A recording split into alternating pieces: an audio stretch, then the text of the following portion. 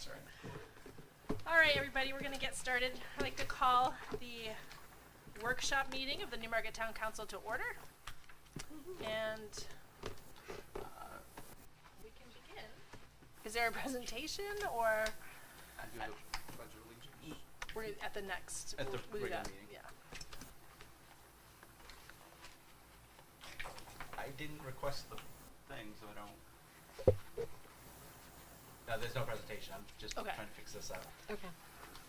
So I didn't, like I said, I didn't request it, so I don't have anything. Did you, Councilor LaMattina, did you have anything that you wanted to start off the meeting with regarding, this is regarding the historical? Oh, okay, yeah, so your I'm party. the one that that requested this workshop, and right or wrong, I was under the impression that the planning board did not want to pursue any kind of regulation of the downtown area because they felt that the town council wasn't interested in it. So I asked for this workshop so that Mr. Carmichael, Mr.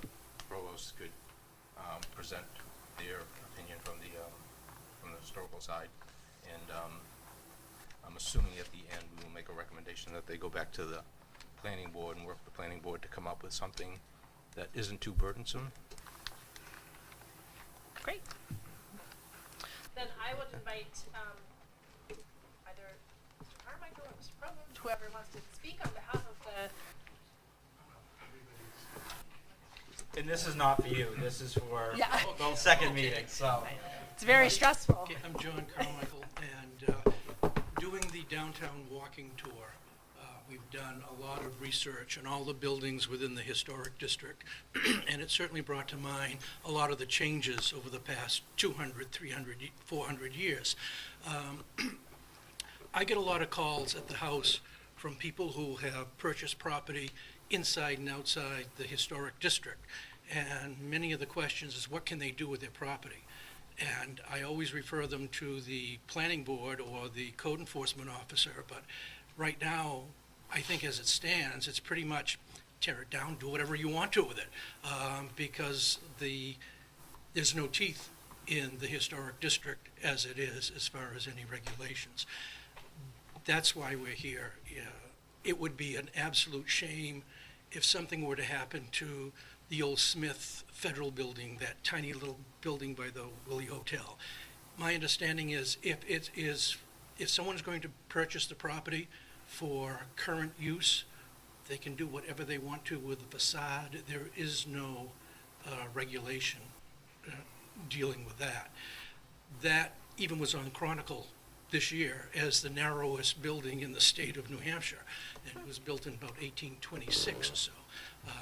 It would be a shame to lose some of those buildings downtown or have them completely change to a totally different look. I mean, that little section by Kingman's coming towards where Winget's is, and that little section there, it looks like a little village out of old London. And it would be a shame to kind of lose that quality of the downtown village. So that's pretty much why we have thought to come before the planning board to see if there is any way of trying to create or keep a flavor for the downtown, especially in the historic district as it's laid out now. I know it's difficult with businessmen to put layers of restrictions on them, and we'd hate to have it turn into what looks like downtown Portsmouth, where it's all brick, but we don't want to lose our flavor, and that's why we thought we'd approach the planning board. So, Mike? Michael Provo, live at 16 Beach Street in the New Village, and actually the house and building that I own in New Village was originally supposed to be part of the historic district, because the original intention was it was to go much farther across the bridge on North Main, was supposed to go farther out on South Main, was supposed to go farther out Exeter Street, and was supposed to go all the way up over Elm and down and include all of New Village. I was the chairman of the service club that actually raised the funds privately to do the study of new life for downtown Newmarket back when God was a child. It's been 40 years, and here I am again.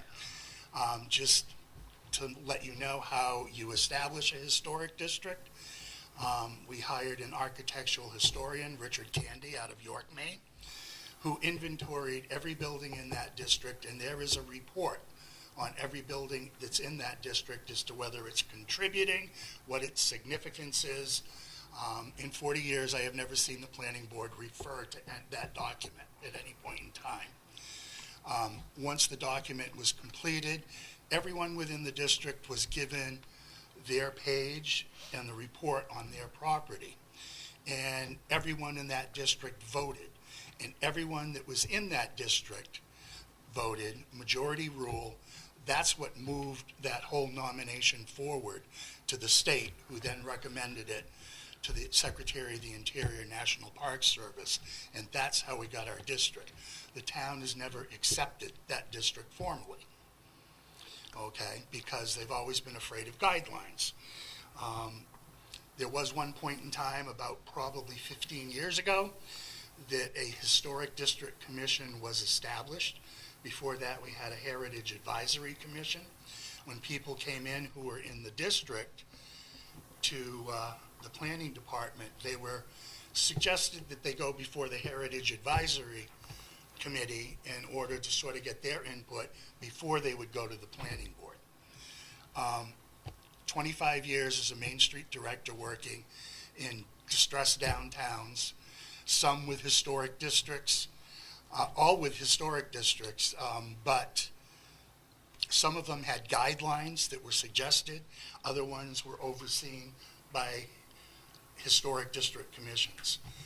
It's a known fact that historic districts over time that have guidelines and are properly documented and everything will increase in value much more than districts that just are left willy-nilly.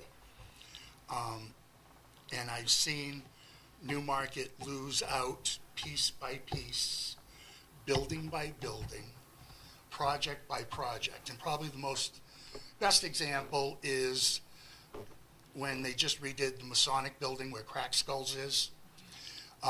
There's nothing wrong with repurposing and doing more energy efficient windows. But within the historic district, you should be matching the windows to what they were before. Even when you did the town hall windows here, originally they were 2/2, and you have 2/2. And that was the same thing in that building. Now, if you look at that building, what you've got are blank eyes. You've got big square, big square. Imagine that if it was the mills. And the only reason you have the windows you have in the mills is because they applied for historic tax credits to do the mills. So they were required to put the windows in that matched that building originally. And that's what it's about, is keeping the original intrinsic value of that building and its juxtaposition and compatibility with the buildings are next to it. It's not an onerous thing. When they created the Historic District Commission, council voted it in.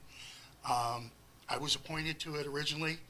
Then I was asked after the council elections, when some people with axes to grind didn't want it and they were disbanding it, if I would resign to make it easier. My response was written into the town record, and I wasn't very popular. But basically, I don't want to see Newmarket go the way many other communities have gone. Historic district with guidelines, we wouldn't have blocked the view forever of the river that we had in the downtown. They would have worked with him to make sure that the building did not impede the view, because it's also about the natural feeling of the properties and stuff too. And so, you know, at least guidelines. Personal experience most recently was we had problems with the property next to the museum, the Historical Society. They allowed an old barn to be torn down. The one that went up was a different use, was allowed to be moved a little bit, and the materials used on that do not fit the materials that are in that area. But yet the planning board, when we were asking for a fence, because there were properties with problems with encroachment on town properties, we ended up with a Western style split rail fence and yellow plastic buckets that ran down the property line, because God forbid they should dig in rocky soil and really put a fence in. I mean, it was rectified, but that's not really caring for your community and your historic buildings. And basically the one thing Newmarket has going for it right now, and you hear people say all the time, is how great the downtown is, what a great feeling it has, and it has that feeling because we have historic buildings. Portsmouth has that feeling because they started rebuilding in brick, and they have one of the most huge districts of, you know, federal style brick architecture that's still in existence. And they've got it because it didn't burn in the Great Fires, and because Portsmouth actually historically was in a economic slump whenever there wasn't a war, or when Frank Jones wasn't brewing beer over there. And those were the reasons why Portsmouth retained theirs. And we went through slumps. The mills were abandoned twice, you know. So basically, I think something needs to be done, a discussion needs to be had. You know, I served in the communities I was on as advisors to the commission and things like that. And the one thing I know in a planning board perspective, if you don't ask, you're not going to get. And our planning board works very hard, but they don't ask. It's like they're afraid to push the envelope. So, thank you. So, does anyone have any questions? I have a question. Now, did I understand correctly, if something is defined as a historical district that is subject to federal or state regulations as opposed to just the town? I think that's a good point. Just remind everybody to speak, you have to come to the mic. Basically, when you have a historic district, this came into play with mills, and it came into play with the ability of the town to offer RSA 79E, the tax credits to Chinburg when he did the mills, was because they lied within a historic district. So there wasn't a determination that needed to be made. When the downtown was redone, anything you do with federal funding and stuff requires what's known as the Section 106 review. So the state of New Hampshire Department of Cultural Resources actually reviewed all the plans for downtown to make sure it didn't interfere with the integrity of the historic buildings. But, you know, it's the Secretary of Interior guidelines, and that's what you usually base these things on. And basically it says if you're going to do an addition, you can do it, but it needs to be visible as an addition to the naked eye, and it needs to be compatible with the original architecture of the building. Best example, the Newmarket Public Library. You can see that it's an addition, but it matches the rest of the building. It doesn't jump out at you. You know, we have buildings downtown that were part of the original community development block grant programs that were storefronts that were redone to reflect their historic character, that have since been redone, and now we have like the plastic sheeting and stuff on the front of them and things. It's an easy way out, and it's basically don't take the easy way out. That's not what's good for the community in the long run. The building's worth much more with architectural integrity. You know, it does allow for aluminum siding, but it's saying don't knock off all the architectural features in order to put on aluminum siding. You know, so it doesn't have to be overly restricted. And it can be suggested guidelines, and the planning board can say, we want you to follow these guidelines. So, did I answer it? Can I ask follow-ups, or? Yeah, please. Okay, I'm still not entirely clear. If somebody does something with their own funds as opposed to going for tax credits or federal tax credits or whatever, can they do anything they want within a historical district? Well, that there's depends no on guidelines if for the you town? have a historic district commission with set guidelines that oversees. I think this is the other thing, is the planning board was a little afraid of losing control, because with a historic district, the historic district commission is the one that oversees the projects. The planning board still has to approve. Do we have a historic district commission? We did, for about 4 months. Okay, that was my question, but I also had another one. So is this about a lack of policies or a lack of guidelines that exist, or is this about a lack of a structure for enforcing those and kind of I think it's a implementing little those bit, guidelines? It's a lack of consistency. It's a lack just of the effort of saying this is a historic downtown, and please, let's talk about some guidelines and making sure that the projects reflect that. So the guidelines don't exist. So this is about a. There are no guidelines now. Okay. But you can write up sample guidelines. When I was in Jaffrey, we had the district, we had suggested guidelines. When somebody came in for an application, they were given the suggested guidelines. They actually used to meet with the board of the Main Street program, the design committee. And the planning board would say, if you met with the design committee, what did they have to say? So that there was a discussion had. Right now, there's nothing saying that these discussions are being held. And I think that's where we have concerns.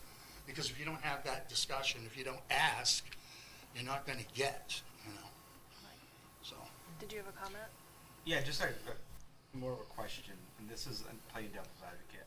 Mhm. One of the roles that the council has given me was to do economic development. And there is not a week that goes by that you don't see the horror stories of a business or developer in the city of Portsmouth. Period. I mean, there's a story today about a historic district commission member saying, well, I don't like the length of the awning on something. And to be quite honest, sometimes fake historical looks 100 times worse than a modern building next to historical. Right. And I think shame on, and yeah, we're public, I don't care. Shame on Portsmouth because sometimes they're overzealous. I guess. And I would agree. That's my concern. That's the guidelines, and that's how the guidelines are developed, and each community develops their own guidelines.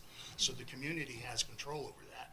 And it's a living, breathing document when you do it. So if something isn't working, you can change it.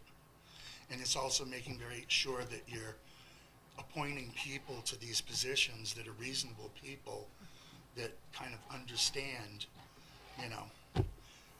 basically your Secretary of the Interior standards are saying, if it's built of wood, brick, or stone, and you're doing something, make sure you're redoing it with wood, brick, or stone, and not T111. It can be as simple as that. So, yes. Do you have a follow-up question? I have like a whole host, but I'm good No. at let people Yeah, ask. I know Mike Hoffman's here too. I don't want to take up all the time, but it's just I've had 40 years of this. Well, whoever knows the answer to this question, I'm wondering if it's possible for a historic district commission to be a subcommittee of the planning board, if they're worried about relinquishing control to a separate You'd have to body. look at state RSAs, but I don't believe so. No. I believe the Historic District Commission is a Has to be separate. standalone. Okay. When I worked in Rochester, I had a lot of experience with it. That's the way it worked there.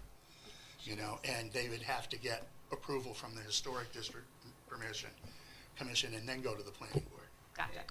And I think one of the difficult situations there, we've got to remember that we have an independently elected planning board. That as long as they're independently elected, this council has no authority over anything they decide or bring to this council. If you did, you'd have the right to appoint them and change the makeup of that. On the flip side, the council would appoint the Historic District Commission.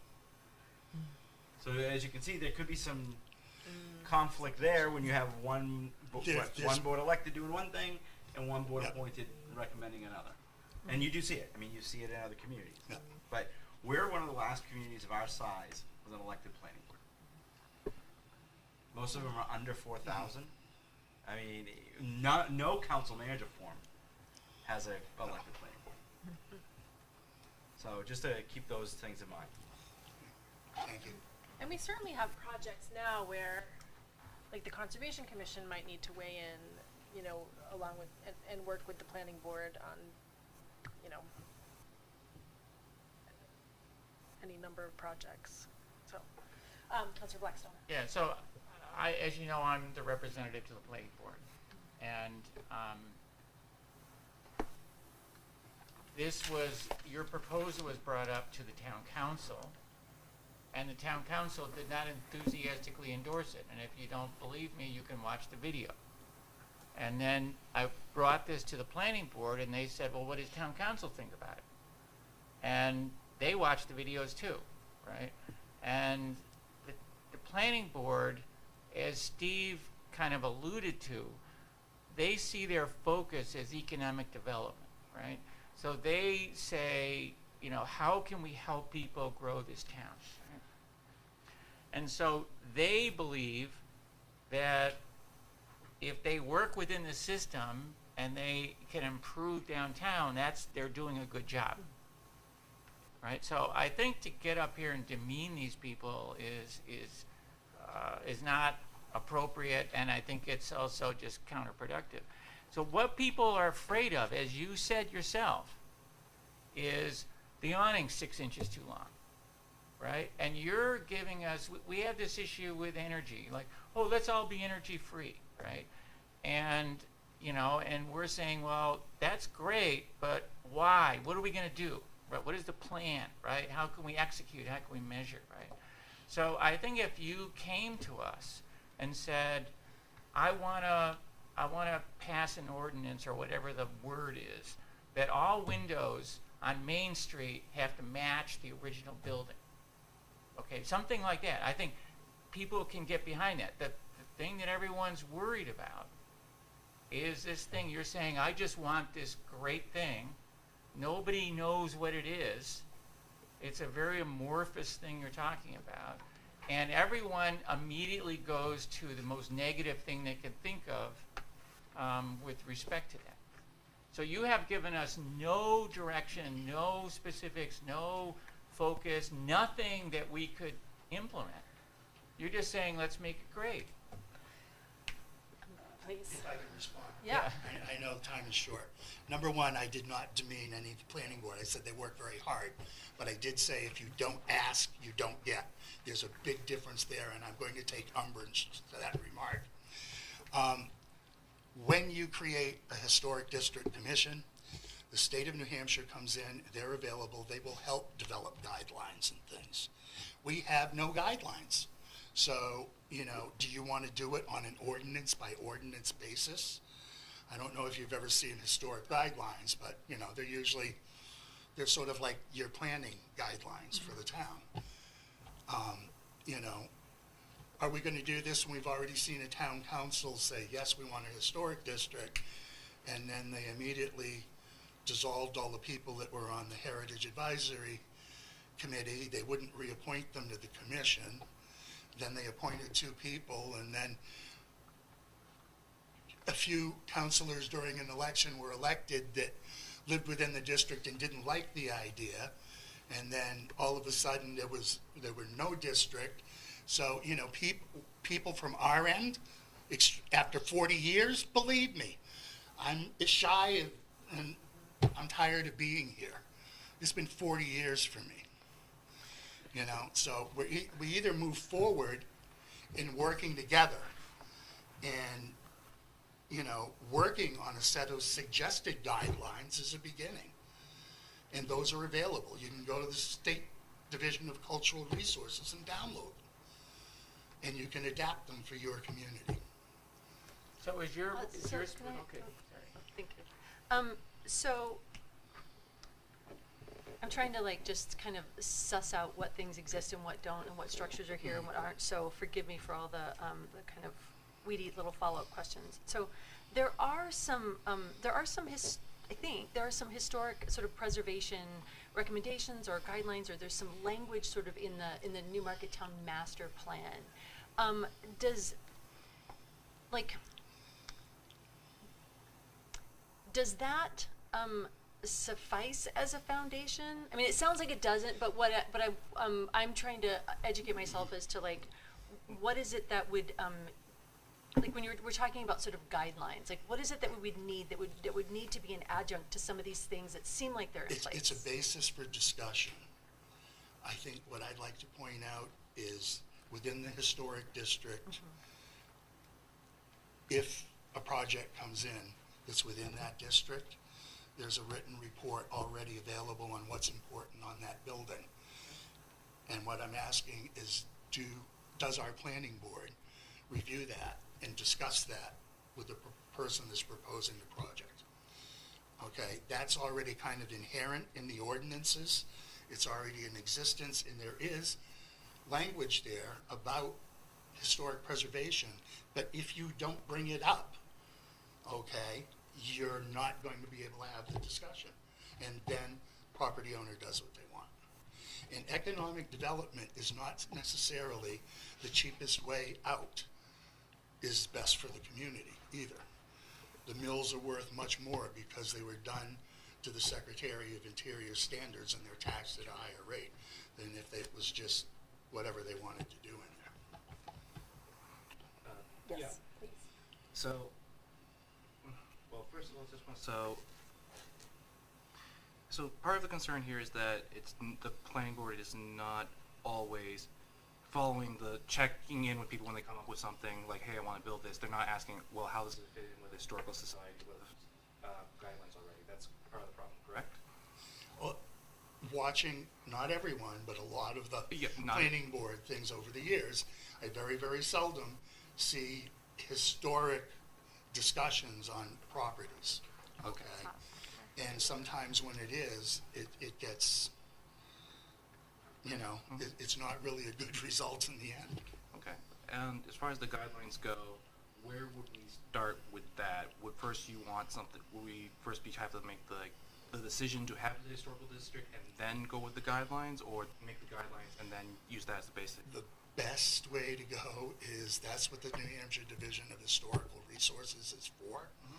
They oversee that. They're the ones that do Section 106 reviews. They do the historic markers, you know, and they have people that will do outreach and work with the community to draw up guidelines. And the town has been through this process before, and I'm sure that those proposed guidelines are somewhere. Okay. And just to go along with that, and I would recommend that it's not this body for this to start with. It's the planning board. I know we're having the workshop, but it's really not our bailiwick until we have the group that actually can approve or disapprove it on board. So we don't want to be, the council doesn't want to go forward to the planning board and say, you're going to have a historic district.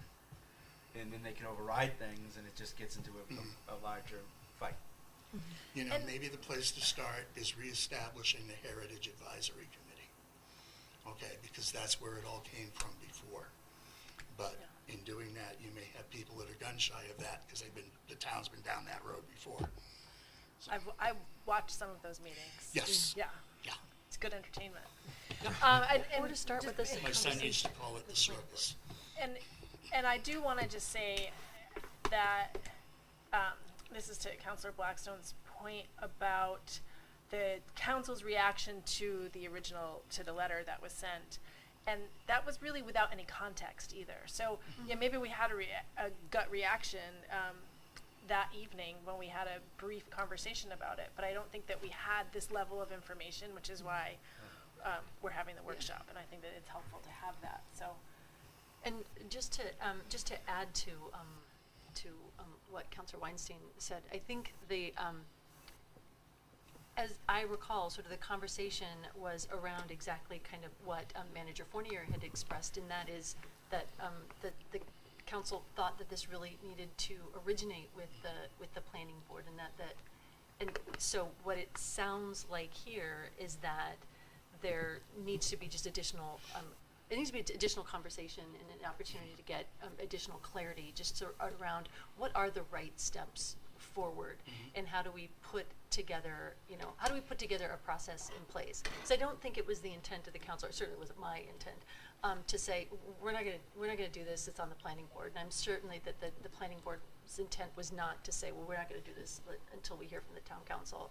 It sounds like we just there's some opportunity for improvement in terms of how we're talking with one another. Well, and as you pointed out, the letter wasn't sent just to the town council. It was sent to the planning board, the zoning board, and the planning department all at once. And we were very sure to do that because we wanted to see a discussion started, you know, because we have concerns. And our mission up on the hill is to preserve the history and integrity of Newmarket for future generations. So, Councilor Blackstone. Yeah, so everyone up here is on your side. I mean, everybody here, we're here because we love downtown, right? So don't get me wrong, get us wrong on that, right? But as you know, the planning board is their own elected body, but they cannot pass certain legislation without approval by the town council. And some of these regulations are quite complicated and take a lot of time, and the planning board is reluctant to put a lot of effort into something. So that then will get rejected, right? And an example of that is we're looking at alternative dwelling units that are not attached, right? And that's something that currently does not fit the regulation. The town council thought that would be a good way for the town to, improve housing for people with lower cost, and they asked the planning board to go look at it. And the planning board has a procedure, and they're going to actually have the first draft next month, right? So I think that if you had a specific proposal, which I guess form a historical society, I'm still not really sure, but if you had a specific proposal, I think if the town council could say, this is something that we're interested in, that we would approve looking at that, then the planning board would be a lot more interested in working on it. well, I think the idea was to open the conversation, okay, and to come in saying, okay, we're this committee and we want to do this. That's not what it's about either. It's let's have the conversation kind of thing, and that's why I say maybe the conversation should be, should we reinvent the Heritage Advisory Committee, which was not a commission, but they would meet and they would work with people that had things in the district. They'd make recommendations, and they would make recommendations to the planning board. Maybe that's a start. I don't know. What does the town want? We thought the town wanted something years back, not to go back to this, but, people like this have been burned too that are interested.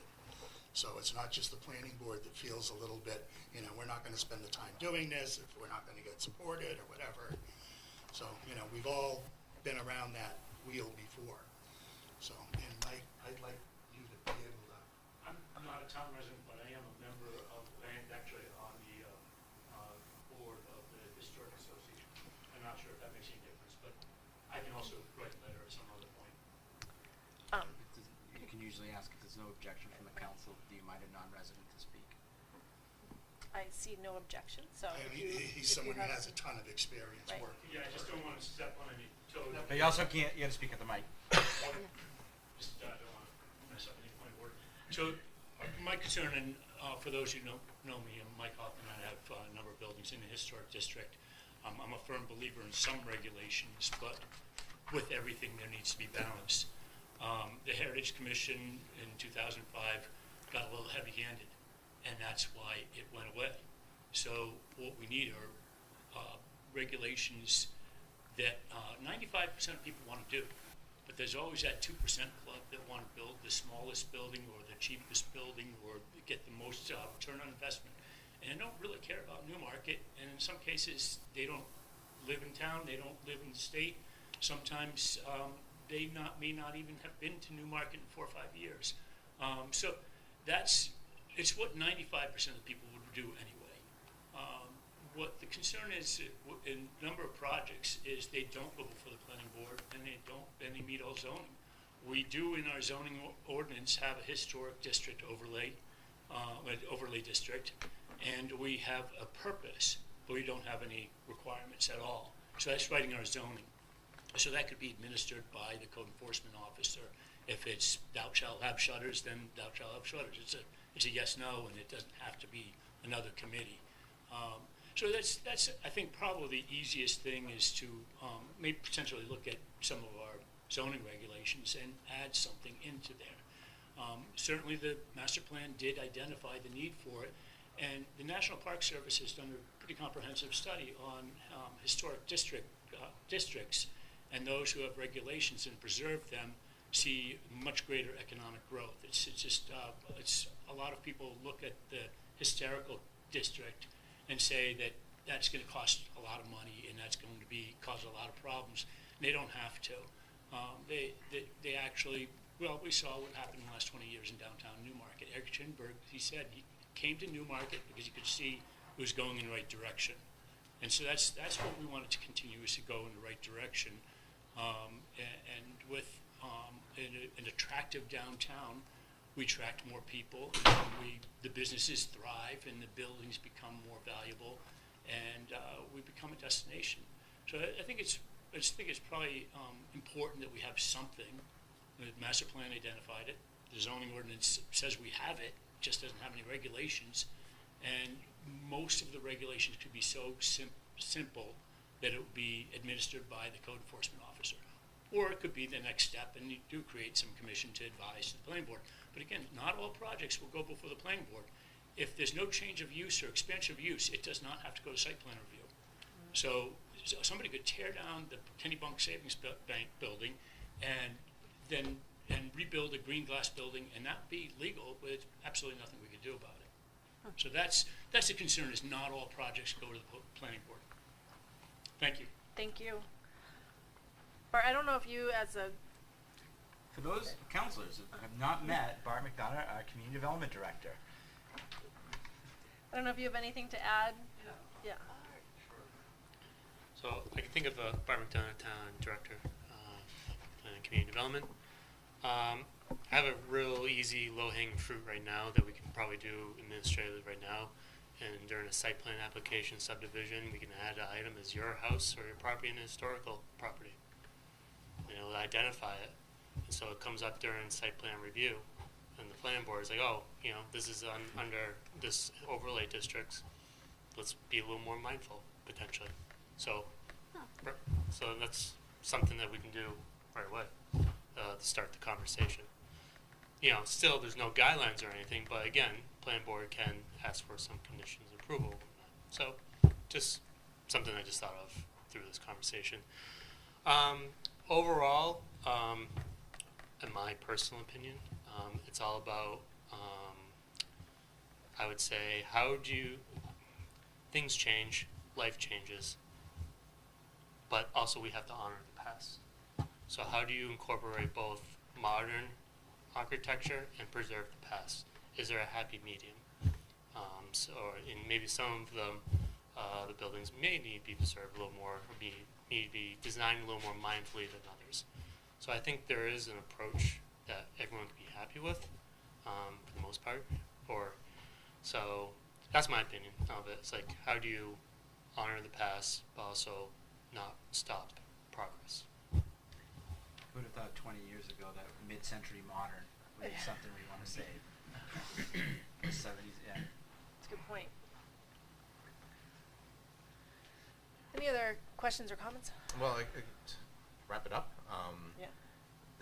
May I say, this is a lot more complicated than I originally anticipated. I kind of thought it was just a simple thing, but I think it still comes back to maybe a simple solution or a simple next step, which is for the Historical Society and the Planning Department work with the Planning Board and start coming up with maybe some guidelines or whatever come up with some kind of a solution or something that they can agree upon.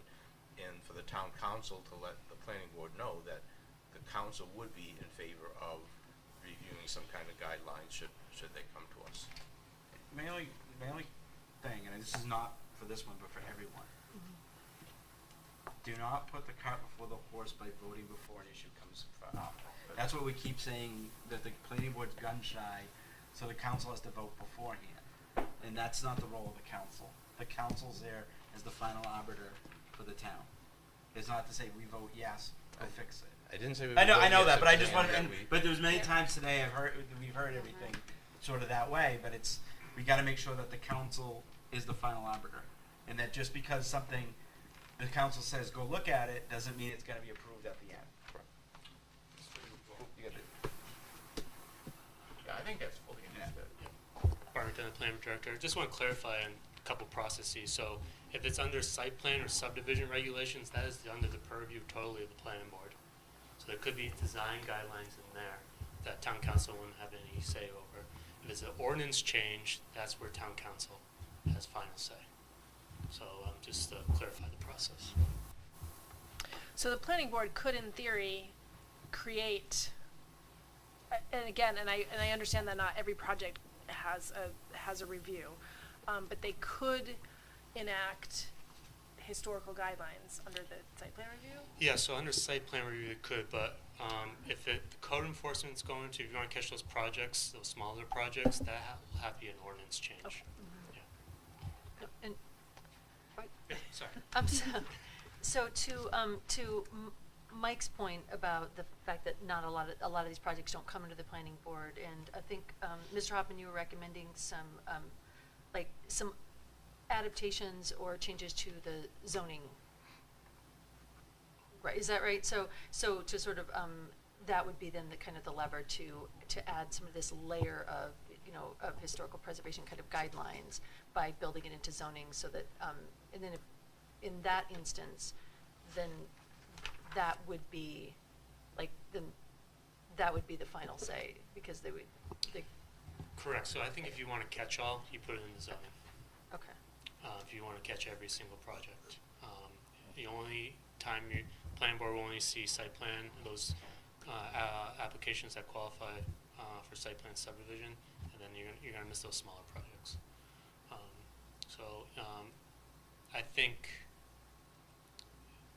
if you want to make sure that every project falls under these guidelines, town council will have to change the zoning. Okay. Thank you. Welcome. Just to be clear, there's a zoning board that's separate from the planning board.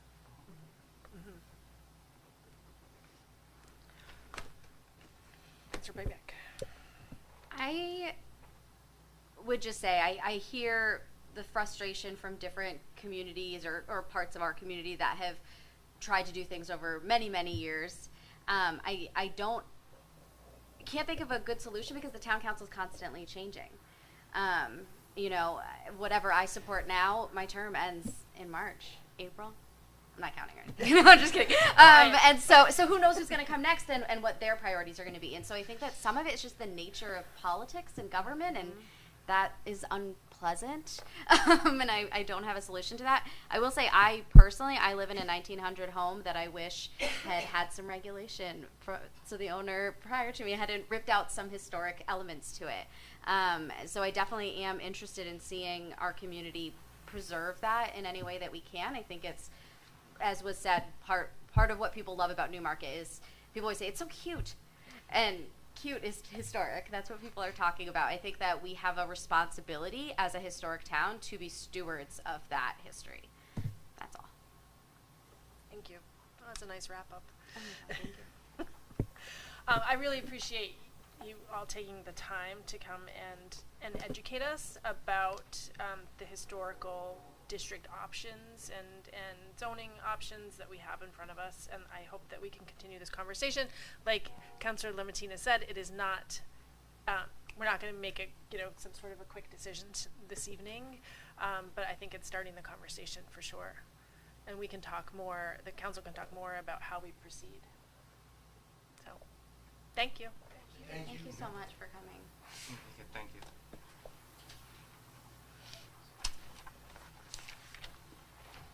Terry's out there. Could you send her in? Thanks. Chilly. I know.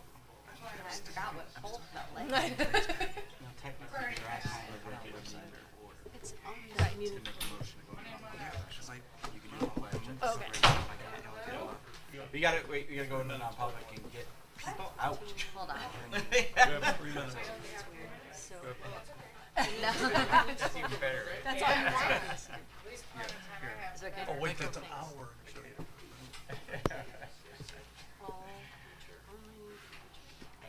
You're welcome. Thank you. Terry. Try to get one. Did you want one? Not for Gretchen Wiener. I didn't forget you. I just didn't bring one I didn't memorize the list. Alright, I'm gonna share. Okay. I got one. Thank you.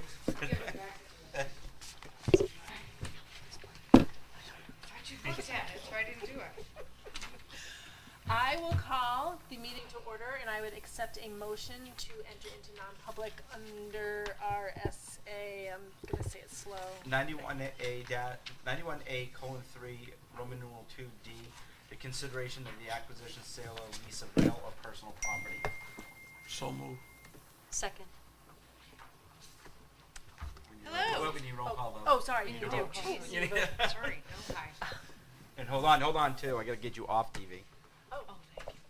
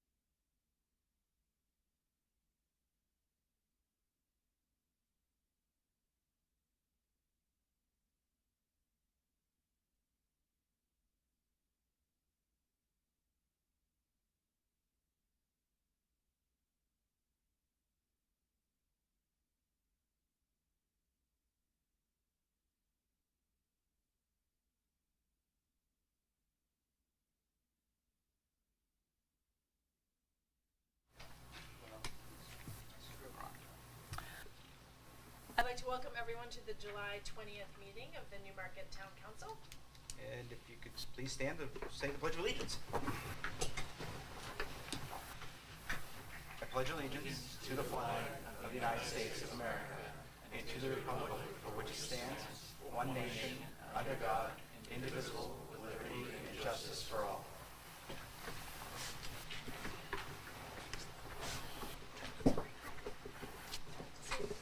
Yes. The first item on our agenda before public forum is I would accept a motion to seal the minutes of the non-public. So moved. Second? Madam Chair, is there a microphone? I can barely hear you.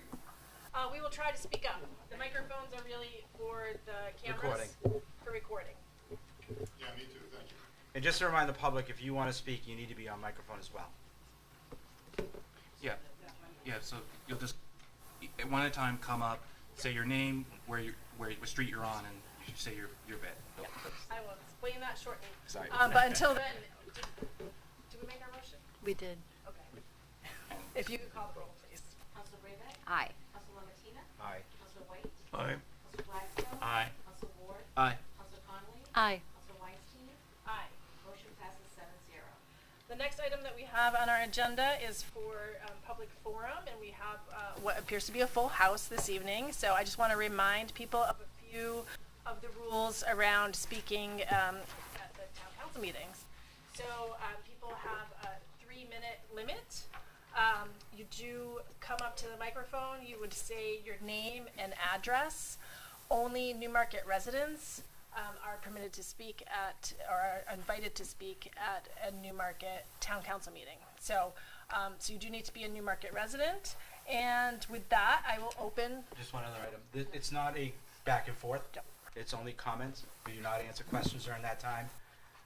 Is also, staff won't speak, council won't speak. And so with that, I will open public forum.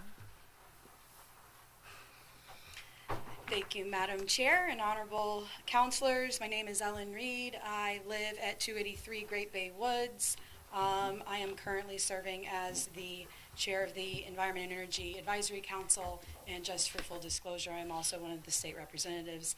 I come before you mostly as a resident in support of the resolution to move Newmarket to 100% renewable energy.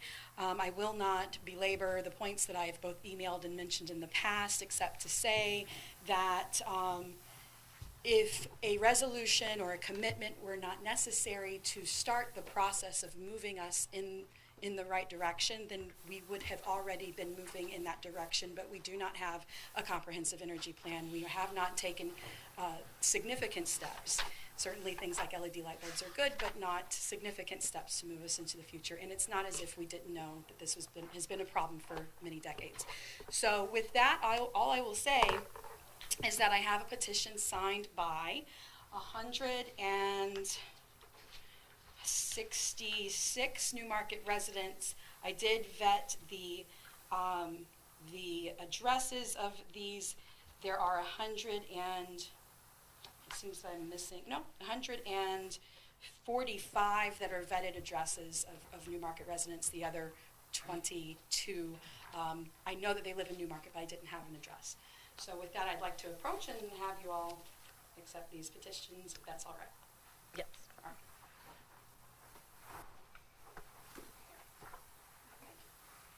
Thank you.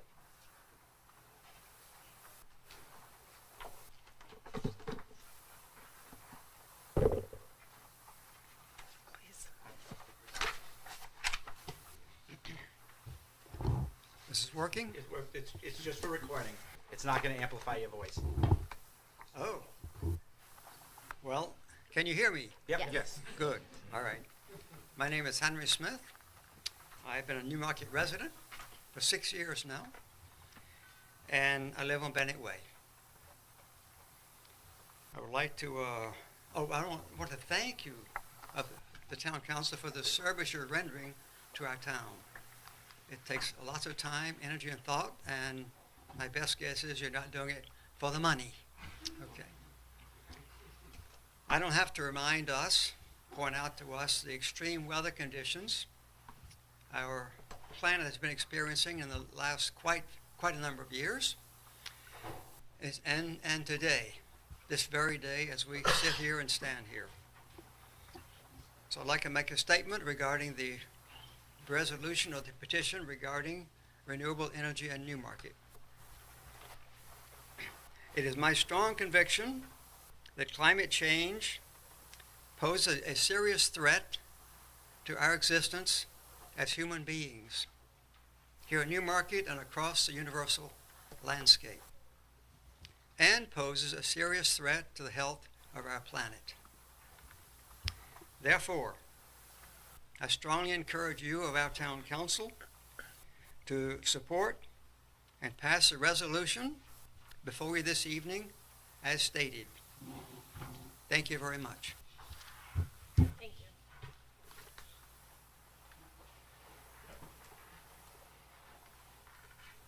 Good evening. My name is Bill Rayleigh, 25 Packers Falls Road. I've lived in Newmarket for a little over 20 years. In the 80s, I became interested in the science of global warming, and it was sort of just a curiosity. As time went on, of course, I became very alarmed, as I hope everyone here is. It was, I think, something like 10 years ago when a survey of mainstream scientists of all kinds found more agreement that global warming poses a serious threat and that it is caused largely by human activity, more consensus among mainstream scientists about that than there was that cigarettes can cause cancer and other diseases. So anybody who looks at, I think, anything that is like the science is concerned about global warming, and I am.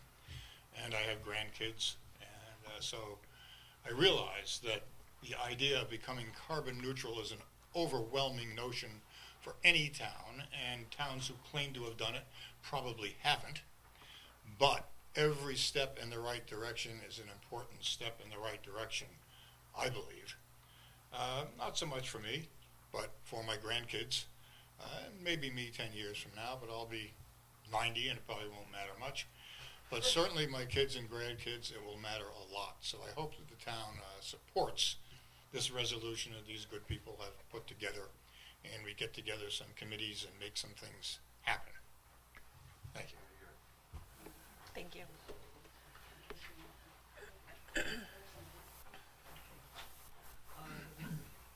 I'm Joan DiOrio. I live at 191 Bay Road, and I've been in Newmarket since 1993. And where we live now on Bay Road, I've been doing maple syrup for over 20 years. And I can tell you global warming is affecting that. In the 20 years that I've been making syrup, it takes more and more sap to make a gallon. The seasons are shorter. They're very disrupted. I think it was 5 years ago. Usually when I'm out there boiling sap, there's snow on the ground, or it's still pretty cold. There was one year I was out there in shorts and flip-flops. This is not a good thing, but the movement to have some kind of plan made for Newmarket to move us towards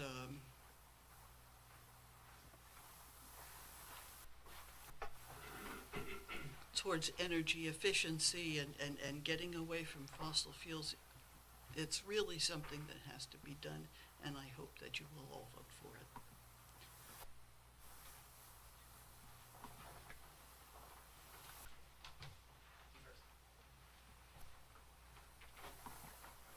Hello, and thank you for your service. My name is Larry Kane. I'm a retired physician. I live at 501 Cushing Road in Newmarket, and I'm here to support the resolution that is before you. And I have just a couple things to say that aren't my own ideas, but the World Health Organization has said that climate change is now the single biggest health threat facing humanity. That was in August of 2021. And it's time to act. Medical Society Consortium of Climate and Health is a group that has about 500,000 medical practitioners of all sorts lined up through their various associations. And they purport three simple messages. One, that climate change is harming Americans today, and these harms will increase unless we act. Two, the way to slow or stop these harms is to decrease the use of fossil fuels and increase energy efficiency and the use of clean energy sources. And three, these changes in energy choices will improve the quality of our air and water and bring immediate health benefits. That's about what these folks have said. I have a lot more information, but I don't need to repeat it. I think it's pretty clear. I hope that you will support this move towards clean energy. Thank you. Thank you.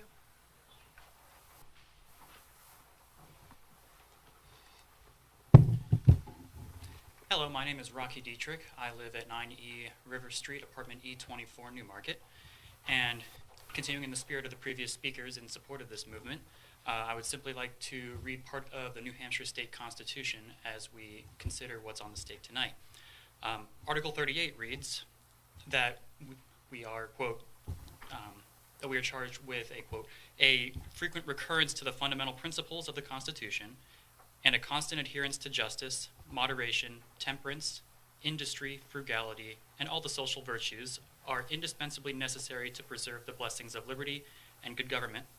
The people ought, therefore, to have a particular regard to all those principles in the choice of their officers and representatives, and they have a right to require of their lawgivers and magistrates an exact and constant observance of them, in the formation and execution of the laws necessary for the good administration of government. I would also like to, end quote, and I would also like to quote part of Article 10, quote, government being instituted for the common benefit, protection, and security of the whole community, and not for the private interest or emolument of any one man, family, or class of men, end quote. Thank you. Thank you.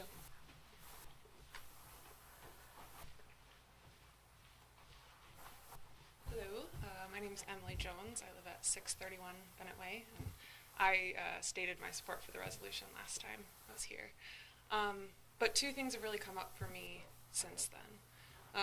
One is that at the federal level, in terms of Congress, we know that really climate change legislation is dead at this point, unfortunately. And I think we're really the only ones that are going to save us. So we have to look to town and state action to be able to address these things. And so I think this resolution is a really good start. It's obviously not going to create what we need to happen, but it points us in the right direction. And then, you know, I think one of the arguments against something like this might be that, you know, it's just a resolution. It doesn't commit us to anything. It doesn't, you know, doesn't bind us to any sort of action.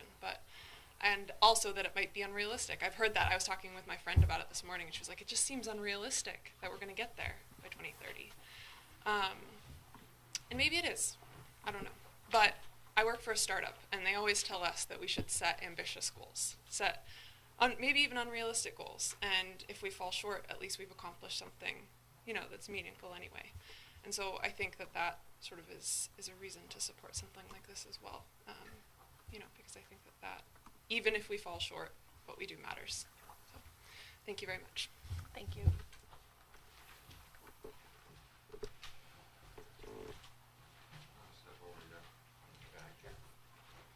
Good evening.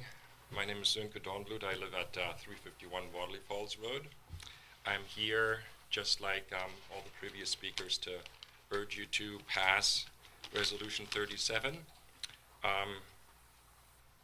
It is pretty clear, I think, to most of us that as a country we are having trouble making decisions as regards climate change or our energy future.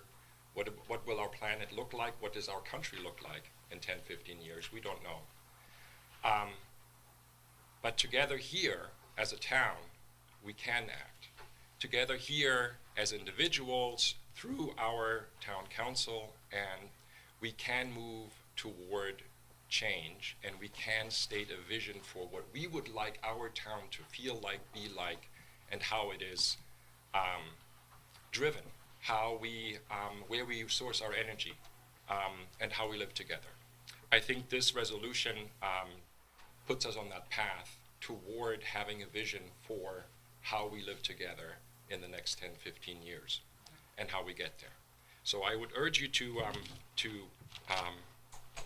take this opportunity as the people that we have elected to take these kinds of decisions for us and pass this resolution so that we can make constructive progress together as citizens, residents of this town. When the UN Secretary General speaks of, in the face of possible inaction and sliding back in the face of energy crises as far as increased prices are concerned, when he speaks of inaction as collective suicide, I think we ought to listen. Not because he is the Secretary General, but because he is the Secretary General, and he is speaking as the Secretary General of of the United Nations, and not as a private citizen.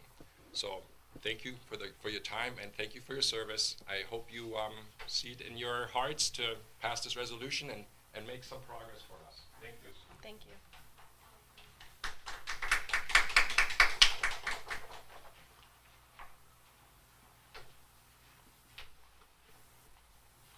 Hi, good evening. I'm Kelsey Meyer. I live on South Main Street, and like everyone else, I'm in support of this resolution. I'm a marine biologist, and I work at the University of New Hampshire. I sample out in Great Bay Estuary, including Newmarket's Lamprey River, and I study the effects of invasive species on certain populations, including oysters. So I firsthand see every single day how climate change is affecting our waterways, our species, and how the dynamics work. I look at invasive species like green crabs, and right now they are wreaking havoc on the oyster population here in New Hampshire, and that's an extremely, not only economically important industry, but it's extremely sustainable. So things like renewable energy would really help slow down the process of climate change and keep our waterways cleaner, keep invasive species from coming in, and keep, things like oyster populations on a steady increase instead of a decline. Thank you. Thank you.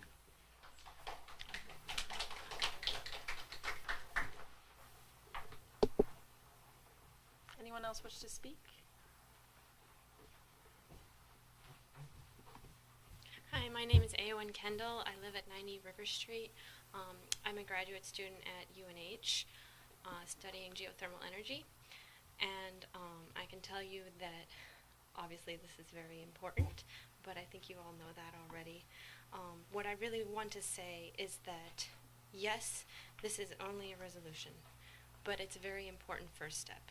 Then we do the hard work of figuring out how and when, and what are the exact things that need to happen for this to actually come about to be.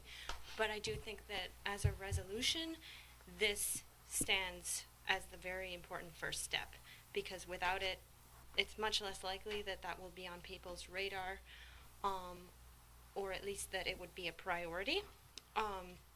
So I'd like to encourage you that it's okay to pass a resolution that doesn't have regulatory teeth, even though we're not ready. And I would just also like to say that as someone who's fairly young, climate change is a very existential threat to the world and to the future, and that if people do not take aggressive and swift action, we will have committed suicide as a race, and that seems pointless and not necessary. So, thank you.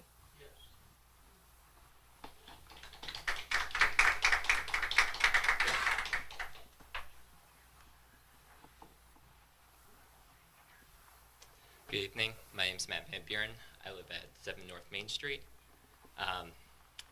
it would be repetitive for me to repeat all of the great reasoning for you to pass this as is, but I'm going to present a slightly different angle, and actually comes from how we chose to live here as we moved back in last August, and so we're just reaching our 1-year anniversary of living in the town. We took our decision of where to move quite seriously, as with all the purchases we make these days.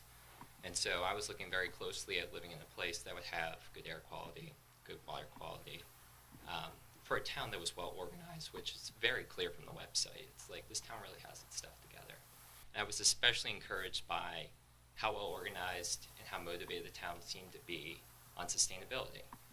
And I didn't want to move to a town that didn't take that seriously. I don't want my dollars, my taxpayer dollars, going to a town that doesn't care about that. So I think it's actually in the town's best interest to pass this resolution as is, because it'll motivate more people who care about this stuff to move to towns like this, who are fully invested in making sure that we're taking care of future generations. And I know if this town hadn't presented itself that way when we were evaluating where to move, I don't think we'd be here right now. Thank you.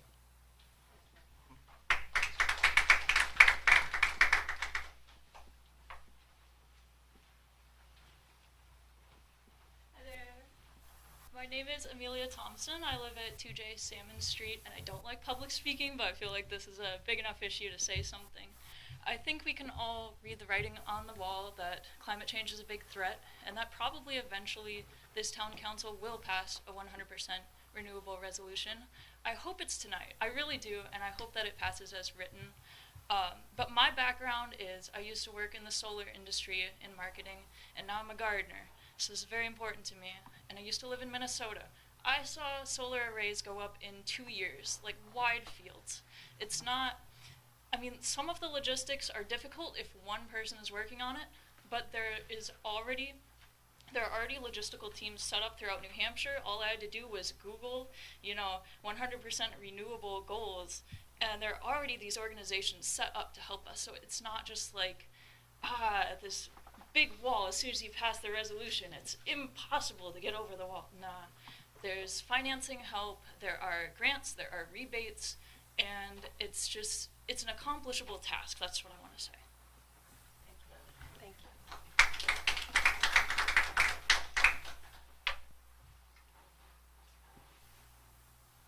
Anyone else wishing to speak? Last I would just call. like to ask clarification from you'd the have to- college students. Here, I use the term global warming a lot when I. That's not the rules of the council. That's Oh, what am I with supposed your to do? permission. Right, so again, So this somebody else, is okay. not a debate. We're not going No, to. I don't want to debate, Yeah. just wanted to ask a question, but, okay. Is there anyone else from the public who wishes to speak this evening? Seeing none, I will close public comment at 7:24. The next item on our agenda is for acceptance of minutes, and we have 3 items. The first is from our June 1st non-public meeting minutes, and I would accept a motion to approve those minutes. So moved. Second. Any questions, comments, or changes? Seeing none, if you could call the roll, please. Council Brayback? Aye. Council Wamatina? Aye. Council White? Aye. Council Blackstone? Aye. Council Ward? Aye. Council Conley? Aye. Council Weinstein? Aye. Motion passes 7-0. The next item is from June 15th, and that's our regular meeting minutes, and I would accept a motion to approve those. I'll move to approve those minutes. Second. Any questions, changes? If you could call the roll, please. Council Brayback? Aye. Council Wamatina? Aye. Council White? Aye. Council Blackstone? Aye. Council Ward? Aye. Council Conley? Aye. Council Weinstein? Aye. Motion passes 7-0. The next item is from our June 15th non-public meeting minutes, and I would accept a motion to approve those. I'll move we approve those minutes. Second. Any questions? Seeing none, if you could call the roll. Council Brayback? Aye. Council Wamatina? Aye. Council White? Aye. Council Blackstone? Aye. Council Ward? Aye. Council Conley? Aye. Council Weinstein? Aye. Motion passes 7-0. And the next item is the report of the town manager. Thank you, Madam Chair. The first item is not in my written report that they provided in the packet, but it was a memo that I sent up to the council yesterday. I wanted to give heads up. In June, we received a community action report from the New Hampshire Department of Revenue checking our cyclical inspections of property values in the community. At that time, they found that our weighted average sales ratio is at 72.2%. What this means in simple terms is that our assessed values are about 28.8% below market value. DRH suggests that we have our equalized ratio between 80 to 110% in a revaluation year. I provided the council with a chart to a comparison of the ratio of the past 20 years. In the chart, it shows every 5 years where the mandatory revaluation was. At the last revaluation in 2019, our property values reached 95%. During the pandemic, we saw a large increase in the price of home sales, and as such, our ratios dropped to 73.7%. It fell again in 2022. I wrote this memo to bring the attention of my concerns over the current state of our economy and the potential impact it may have on our budgets in the coming year. If we continue to see the interest rates and other inflationary rates increase, we will most likely see a decrease in home values. As of right now, we're scheduled to compile a complete statistical update next year. If we are bringing values up to market rate and then the market crashes, we will see many people paying property taxes on values much higher than their homes are worth. If you want to see the impact it may have, we just need to look back at the Great Recession of the late 2000s, early 2010s. As you can see again in my chart, that we had values at 100% in 2009. Shortly after, the housing market slowed and home values were less than what they were assessed at. Many people found themselves underwater with loans on homes that were not worth what they were borrowed. Our total valuation went as high as 107%. In 2014, we had the next cyclical update. We reduced the overall town valuation to 97%. We saw another large difference in assessed values between 2014 and 2019 when the housing market boomed again in the region. Well, what does this mean for our budgets? In the simplest of terms, we determine how much money we can raise by our assessed valuation. Our current town valuation is $987,870,471. That's at the 72.2%. So currently, for every dollar we have in the tax rate, we can raise $987,870. In 2014, when we last had to correct an overvalued market, we lost $57,639 for every dollar we could raise through taxation. In 2014, we only had to correct the values by 5%. Remember at the beginning I said we may need to correct the values by 28%. We are scheduled to begin a 5-year review in 2023, with it being finalized in 2024. This is mandatory by the state constitution. It's not a state law, it's the constitution we have to do every 5 years. At the rate we are currently going, with the increase in home values and the rate of inflation, we could see a situation much worse than we saw in the Great Recession. I am concerned we would have to correct the overall valuation by a much larger number than we did in 2014. I work with our assessors to see what we can do to slow the process, and I've already discussed this with department heads for the planning on their budgets for the fiscal year 24. We just need to get a better understanding where the economy will be. This is sort of, if you remember when the pandemic hit, we were going over the history of the past pandemic, which was the flu pandemic in the early 1900s. You had the pandemic, you had a little bit of a blip for a positive economy, and then you had a crash.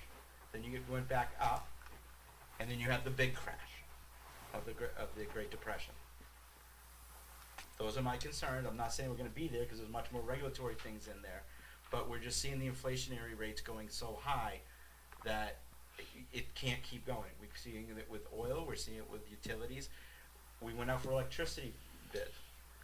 Our electricity is we're already in the hole $85,000. It came in higher than what we anticipated. That's because of the market. So I just want to put that on the record, and that odds are we're going to see a very tight budget this coming year. And that we're just doing it to protect and make sure if there is a situation that we're going to, I will be presenting a tight budget so we don't have a situation that we spend more than we can afford at that point. The next item is that on June 15th, I received a letter from the University of New Hampshire Transportation Services regarding Wildcat Transit in Newmarket, informing us of planned changes in the service for our community. In the spring of 2021, the university gave us 1-year notice that to the UNH community and the town of Newmarket of its intention to terminate Wildcat Route 5 service in May 2022. Following 2 public hearings, the university agreed to continue service for 2 years, increasing the frequency to 5 weekday round trips, enhancing ridership promotion and outreach, and actively monitoring patronage.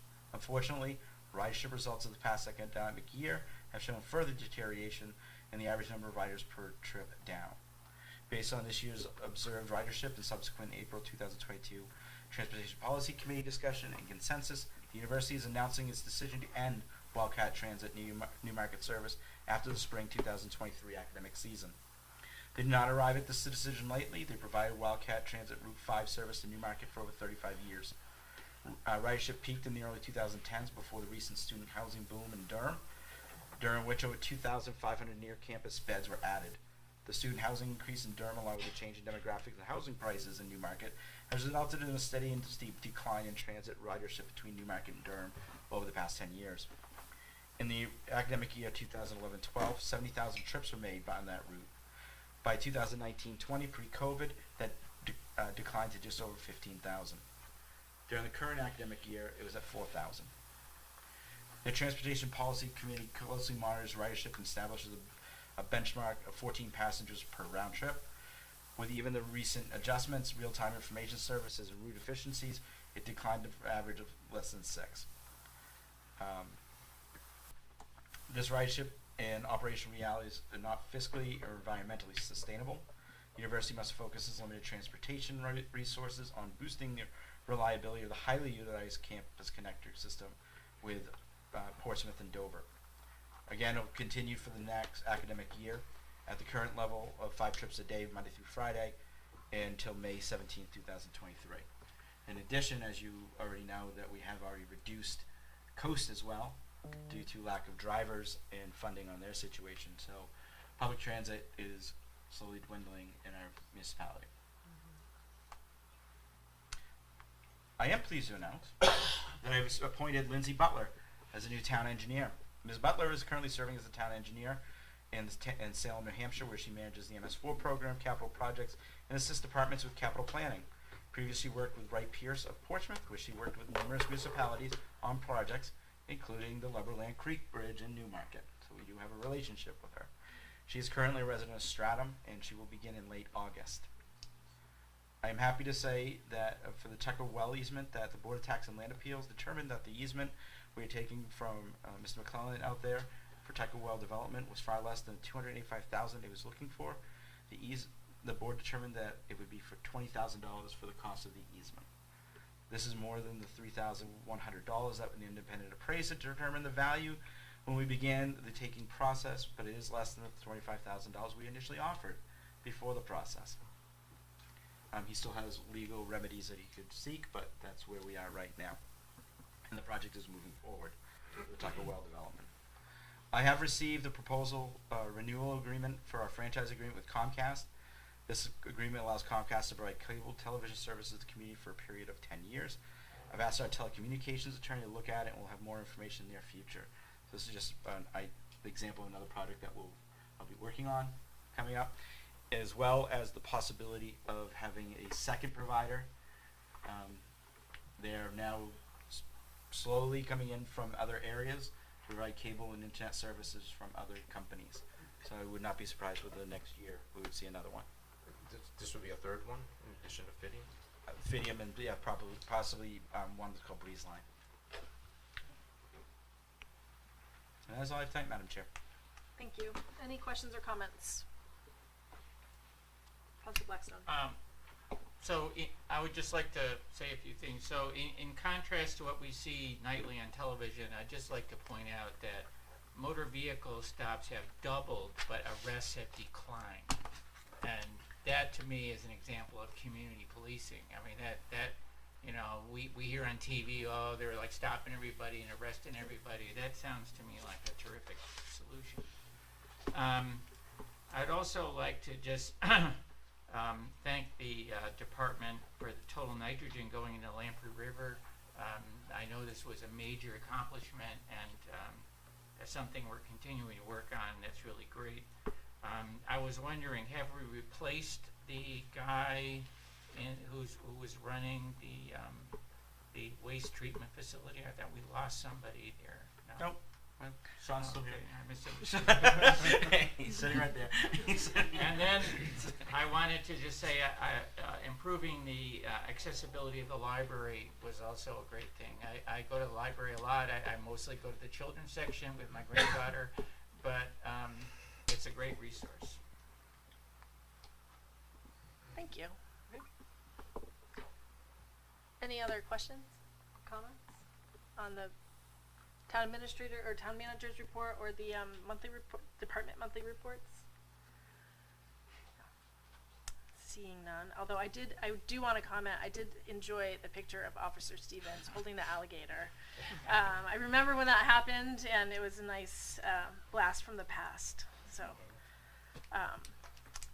okay, then seeing none, we will move on to committee reports. Councilor Brayback. Yes. The Arts and Tourism Committee met on the 11th, and we invited representatives from the Mill Space to join us and kind of have a conversation about, where collaboration could be happening amongst these two art-focused groups in the community, and there is opportunity is ripe for collaboration, so that is very exciting. We do have a few folks on the agenda for later on to approve into the Arts and Tourism Committee, which will make the committee full, which is a really exciting, it's a very energetic committee. And I just want to highlight a few things that are currently going on, although we do have events starting to be planned further out as well. But just a reminder to folks that Arts in the Park is currently going on. The rec department mostly organizes that, but we do have a presence, and we're organizing some raffles and working with local artists. Those are on Tuesday evenings from 6 to 8 in Shanda Park.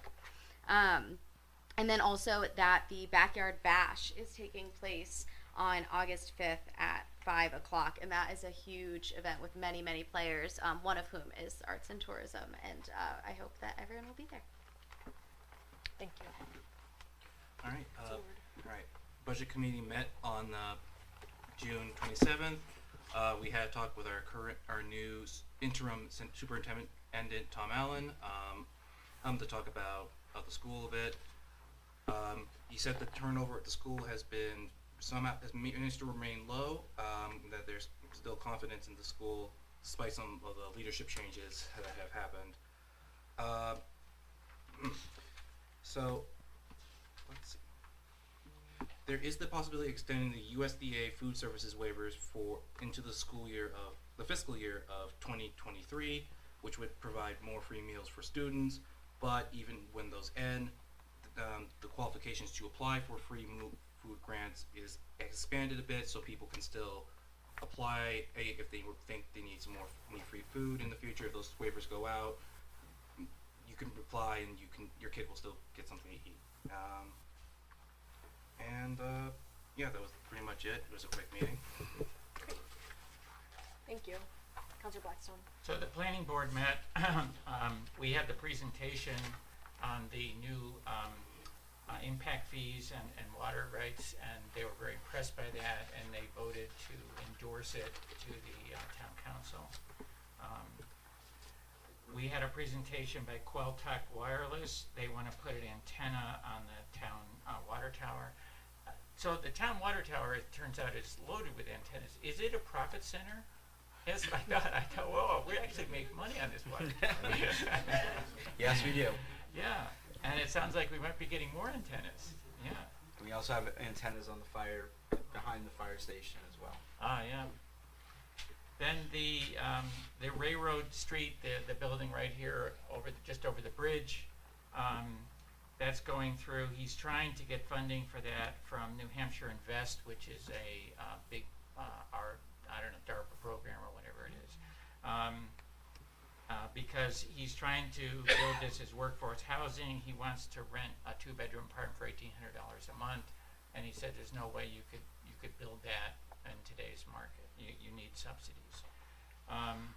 He points out that if he needs to have this thing completed by August 31st, which is going to be very tight. He points out that if he gets this funding, Newmarket gets $80K, but I'm not sure exactly if the $80K is already committed or what, but apparently we get a slice of that. Chapel Street, which Mike talked about on the corner of Chapel and whatever the street Stone Church is on. They were gonna, if you remember, they were gonna have a bike shop in that barn. The bike shop didn't work. So now they're going to put an apartment in there. The top 2 stories are gonna be converted to a 2-bedroom apartment. There's some issues outstanding on parking, as you know, that they've already crammed a lot of buildings into a tiny space. And then if you look out the window here on 25 Beach Street Extension, this is the building that town manager was discussing even potentially purchasing. It was purchased by a couple, Spencer and Amanda Montgomery. Spencer is the sommelier of the Black Trumpet, which is a restaurant in Portsmouth that I've never been to, because every time I call to make a reservation, they kind of laugh at me and say, "You want a reservation for tonight?" And Amanda is the chef in an Italian restaurant in Kittery. They want to, that building has several garages, and he is a amateur winemaker, and he wants to convert it into a winery, a wine bar, and bistro. Obviously the issue is parking, and so they have a long-term plan, but they're hoping they could work out something maybe with Town Hall or with the that complex, I can't remember, you know, the one Doucette is in, and I don't know what that's called, or someplace like that. So that'll be interesting. I mean, that's it's exciting. We're expecting the first draft of the accessory dwelling unit standalone at the next August meeting, or this, the next meeting, which is in August. So that's moving along.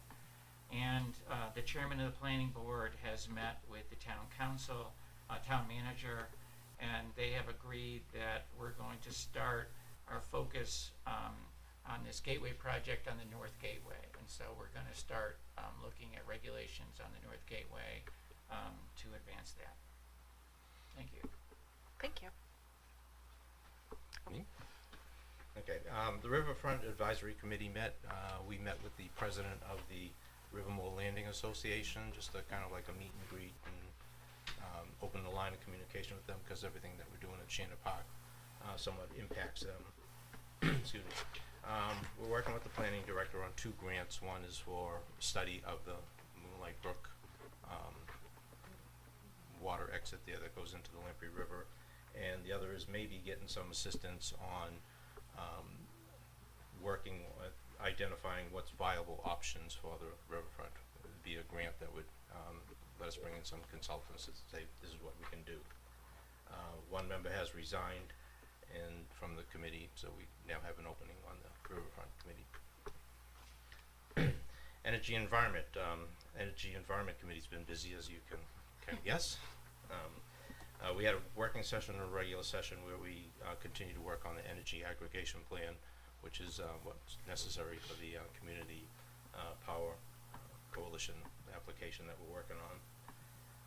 There's currently 5 openings on the Energy Commission committee. The 5th person resigned last night. We got the formal resignation, so now we have 5. Before you tonight, there's 4 applications for nominations for positions, and I will ask the council later on in the evening to suspend the rules, and if they will appoint a nomination that I will make for the 5th position.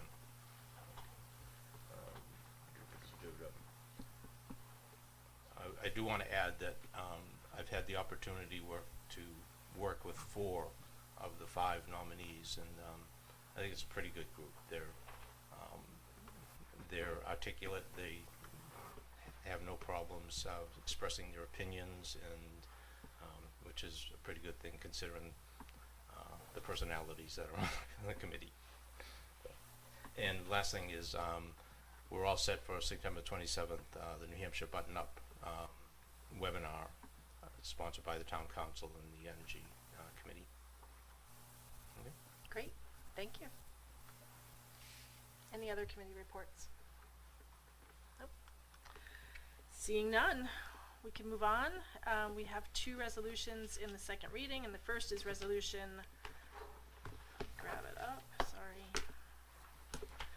2021-2022-36, and it's the resolution appropriating $7,450 from the Library Capital Reserve Fund for roof repairs at the Newmarket Public Library, and I would accept a motion to approve that resolution. I'll make a motion to approve it. I'll second. And I know that the librarian is here. Did you want to talk about the resolution? Is that? Yeah.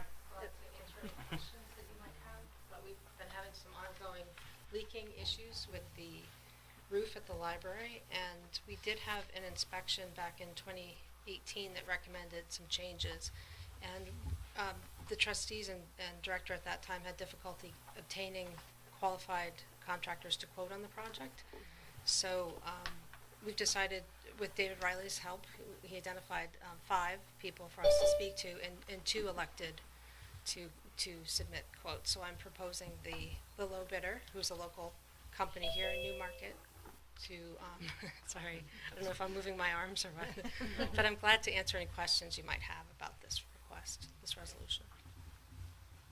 Are there any questions? I think everyone recognizes that a leaky roof in a library is probably a bad thing. Yes. So. Bad combo. Seeing no questions or comments, if you could call the roll, please. Council Brayback? Aye. Council Lamatina? Aye. Council White? Aye. Council Blackstone? Aye. Council Ward? Aye. Council Conley? Aye. Council Weinstein? Aye. Motion passes 7-0. The next item that we have is Resolution 2021-2022-37, and it's relating to sustainable energy goals for the town of Newmarket, and I would accept a motion to approve that resolution. I'll make a motion. Second. And I believe we have a presentation. Probably the representative from the committee first. Did you want to start? Okay. Are we going to read the resolution? You already did. We're open it for discussion right now? That's what it is now. Well, I would imagine we would have a. You had the first reading already. Yes. So yes. this is discussion. Yeah. Okay, all right. So I have difficulty with the resolution as written. It uses the word commit, which some people could interpret as saying it's a requirement that we do this by 2030 and 2050, which has implications for financial and other consequences. The reason I submitted this resolution, the resolution as is, was approved by an earlier committee. Okay, and when I joined the committee, this was when I was assigned to the committee. There's only 2 of us at that point in time. There hasn't been a full quorum to do this, and I agreed that I would submit the resolution as it was written. I would like to offer 3 minor edits to the resolution, and if the council would do this, there's 2 things I'd like to do. One is I'd like to offer 3 edits to the resolution, and if the council approves those edits, or the modified language of the resolution, I would then ask the council to approve the modified resolution. Is that doable? No. Yeah. So you would make I'll make a motion to amend the resolution. this resolution. Mm-hmm. Okay. Can I go ahead? That would be the first step. All right. So I'd like to make a motion to amend the resolution. Do we need to do a second before I read what the edits are that we would You like? should read the edits, then have a second on the edit. Okay. All right, so the first one is, now therefore be it resolved by the town council that the town of Newmarket shall commit to achieve 100% reliance on renewable carbon energy.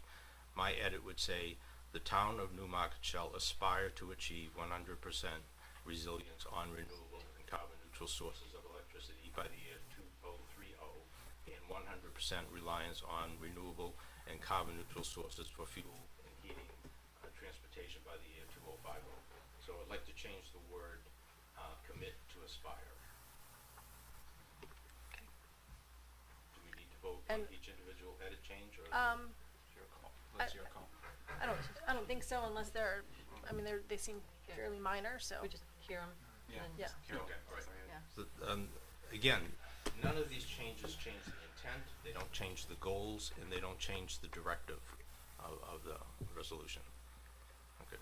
The second edit I have would be further be resolved that this commitment applies to all town facilities and to town leadership and initiatives designed to transition all businesses, institutions, residents within the town boundaries to 100% renewable and carbon neutral energy.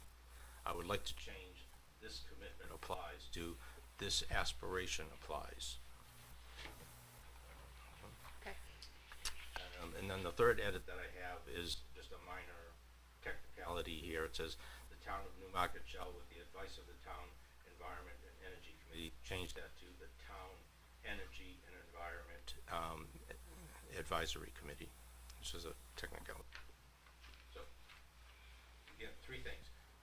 The changes that I'm asking for don't change the intent, they don't change the goals, they don't change the directive. The meat of this resolution is really that last paragraph that authorizes the committee to go off and come up with a plan to get us by 2030. And I'll say that we're already working on that. We have the Community Power Coalition that's going to potentially bring in renewable energy and make that available to Newmarket residents. We have plans already for the master plan, changes to the master plan, a whole new section for energy. We're already working on that. So with the council's permission, I would like to have the council approve the edit changes that I've made. So do you have a question? Or? I do have a question. Okay. I just don't understand what the process is, but that's not what my question is. Am I Okay. allowed to ask the question yet, or do I have to wait? Well, let's do, so that we need a second on the amendment. Before discussion. And So, then we'll okay. discuss. Second for the purpose of discussion. Yeah. Thank you. So Now Councilor may I ask my Baybeck, question? please. So Councilor Lamantina said that the word commit may insinuate that there's some sort of ramification if we're not able to reach that goal. I just want to clarify, is that true, and what would those ramifications be? If you asking me? I am. I just don't think anyone else knows it. Maybe you know the answer. So again, yeah. And then you fill in the blanks here. Again, by using the term committed, somebody could interpret that potentially as it's a requirement that we have to do this by such a thing. Okay. And who knows what the financial implications of that may be? I guess that's my Or question. other Who knows? implications. That's correct. Because I would prefer to not weaken this resolution if not necessary. So I would rather know is there a body larger than us that could somehow have some ramifications towards the town if we don't reach this commitment. Please. So, as the person who would be carrying out the resolution, I did express concern in my staff report over the term commit, because commit means as staff we have to do it by that time, and questions are one, how do we, what do we do, and I don't want to, so what I did is I actually looked at the other municipalities that have adopted it in New Hampshire, and it's pretty much word for word the same exact resolution except for the word commit. And the municipalities had aspire, or words similar to that versus commit. So that was my only recommendation. Other than that, it was, like I said, it was pretty boilerplate and cookie cutter from every other municipality in the state, including Concord and Hanover. Can I follow up? Yes. So just to clarify, it's not necessarily a concern that someone's coming after the town council about it, but from what I'm hearing, it might be a good way to protect some of the town employees from the word. The word commit might hold them to certain professional goals that they might not be able to reach that could impact their professionalism. Correct, especially in the situation where while we carry out the policies, we do not fund the policies. Right. So we may not have the money, or it may be another council's change to, they may have a different priority. Hope not, it's a very good priority to have, but we cannot commit the actions of another legislative body after a session. So that's why we usually use the term aspire or commit, because you just can't do that. Thank you. Are there any other questions? This is on the amendment only. Councilor Ward. Well, it's less of a question. I just wanted to say, like, I do work a little bit about patient safety, and in it they have the zero harm policy where their goal is to achieve no harm, but they don't say you will have zero harm this year. There's, again, it's the idea is that we're trying to reach a goal. I do have a little trouble with the word commit just because 8 years. I'm on the Wentworth Cheswell committee. It's going to take 5 years to build a statue and put it in town that everyone wants. 8 years to transfer the entire, and we don't know what's going to happen with inflation and such. So I would like us to have committed ourselves. No. Aspire. It's hard to talk off the top of the head. Anyway, point is, little enough wiggle room so that if something horrible happens, like another pandemic or, I don't know, forest fires or whatever, we don't get ourselves completely locked into something and are unable to address another immediate concern. We want to keep this a concern, yes, but we also want to be cognizant of the fact that many things change in 8 years. So, that was my thing. Thank you. Councilor Cullen.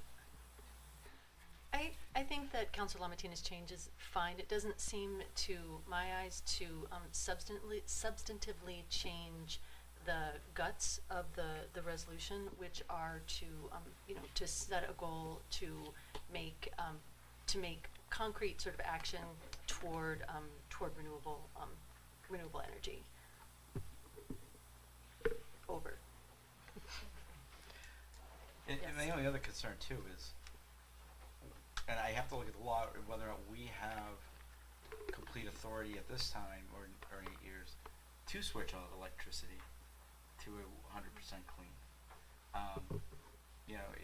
If we have to back up and have to run a wastewater treatment plant, and something happens, and all of a sudden I have to get less than clean energy because we need to have our toilets flushed and our water running, I need to make sure that's working. So that's my only other thought there too. And I've got to, the state regulations that tie our hands, but I think aspiring is we will aspire to do that, absolutely. I am seeing no other questions or comments, so we would call the roll. And again, this is a vote on the amendment to change the language. Council Raybeck? Nay. Council LaMatina? Aye. Council White? Aye. Council Blackstone? Aye. Council Ward? Aye. Council Conley? Aye. Council Weinstein? Aye. Motion passes 6-1. Thank you. Madam Chair, you do have the committee requested a presentation. Right. It's the council's determination whether or not they would allow the presentation. They are via Zoom. If it provides any additional information, or if the council's ready to vote now, that would be the wish of the council, because the individual, my understanding, is not a resident either of the community.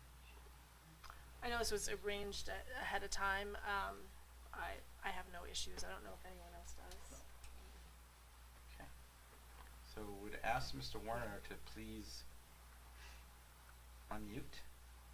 Oops. Rob, can you hear me? He's still muted. Rob, can you hear us?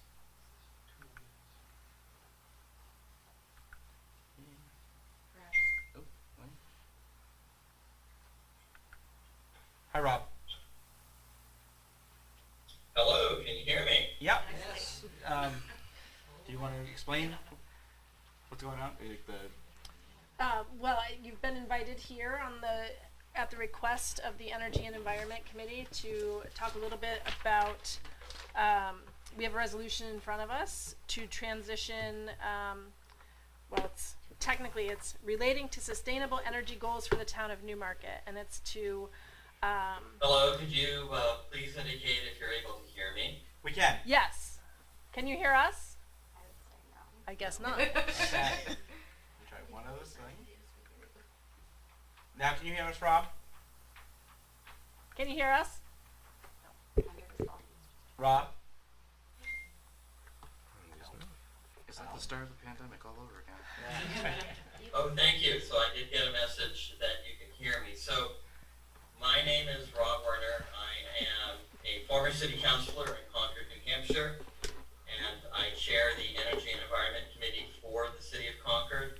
I also am the state director for the League of Conservation Voters. And I wanted to thank Manager Fournier and the Newmarket Town Council for arranging for me to join you virtually. I am actually in Washington, D.C. This evening, flying back to New Hampshire tomorrow. You do have a very beautiful town. I've really enjoyed my visits to Newmarket thoroughly. But I hope that some of my comments tonight will be helpful to you as you deliberate on a resolution joining a number of other New Hampshire communities, including Concord, in terms of supporting 100% renewable energy. I did send some slides along, and I'll just go through them quickly.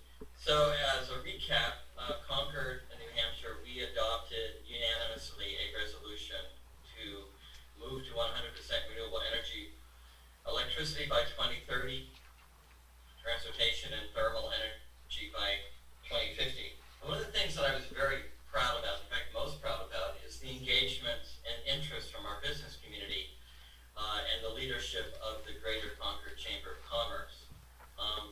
We talked with them at the beginning of our process to pull them into the conversation in terms of how our resolution, how our efforts, how our commitment to 100% renewable energy would be a benefit to the business community.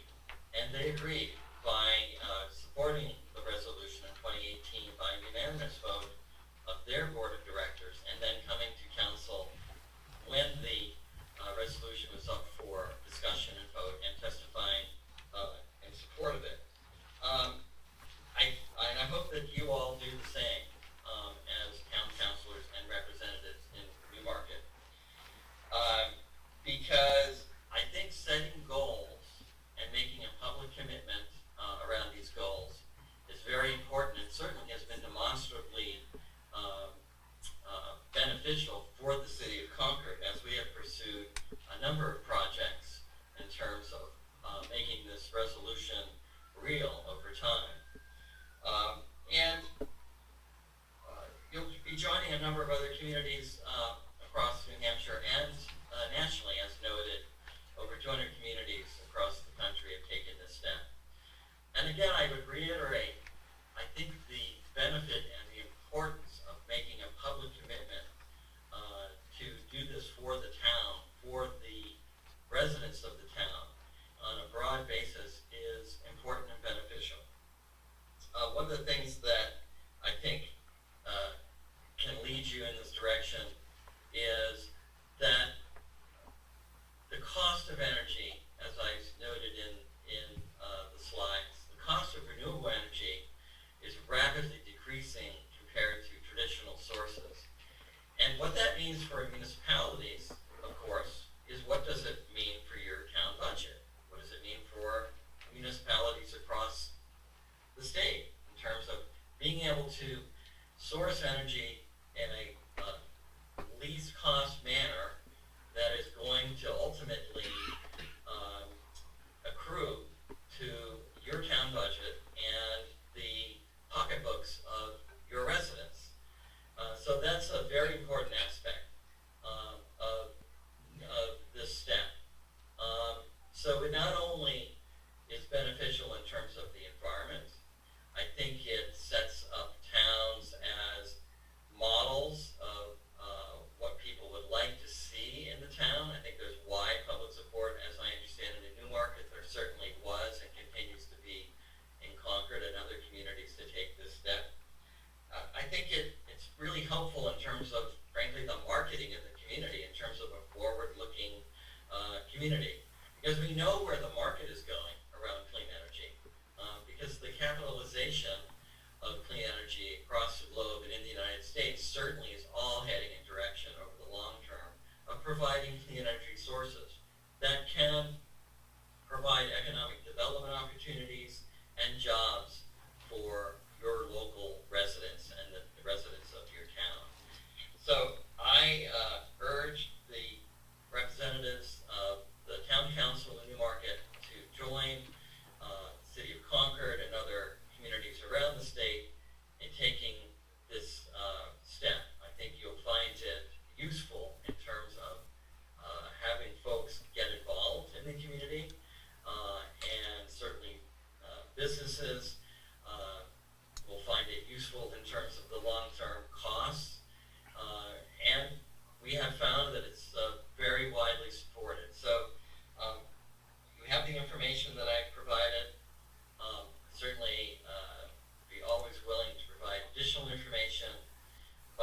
that you all do take this very important step in terms of supporting a resolution to have Newmarket build on a clean energy future. I think you're going to find it useful and being able to build for your future. So I thank you very much for the opportunity. And if folks have any questions, I'd be happy to answer those. Just Rob, can you hear us? No, I don't think. No. That's kind of difficult. I know. Write them down, hold them up on a piece of Yeah, I can't do that either. Oh my god. I can't hear Yep. folks on the council. No, I can't. I believe you can hear me, but I'm not able to hear you. So. No. No, I'm just But- signaling to him Yeah. that we can We're hear having him and mic that you're issues. working on it. Keep typing. I don't think I I'm can. going at to this sign point. off, and Perfect. again, thank you very much, and thank you for your service as elected officials. I know from my own personal experience, it takes a lot of commitment, not only of yourselves, but your families and your friends. So very much appreciated from all of us who have served in town government and continue to do so. So thank you very much. Salute your service. Take care. Thank you. Thank you.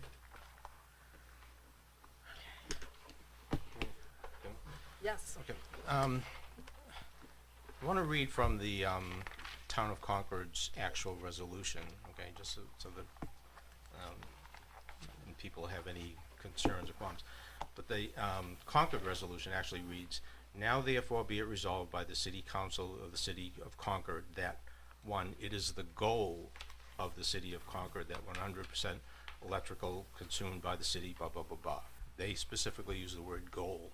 The second bullet they have there says, "This goal is aspirational in nature and shall not be construed to either impose or mandate on the city or its residents or its businesses." So the Town of Concord used the term goals, okay, so we're not doing anything that other towns haven't done. And same type of thing for other towns like Hanson and Hanover. or whatever, Pittsfield.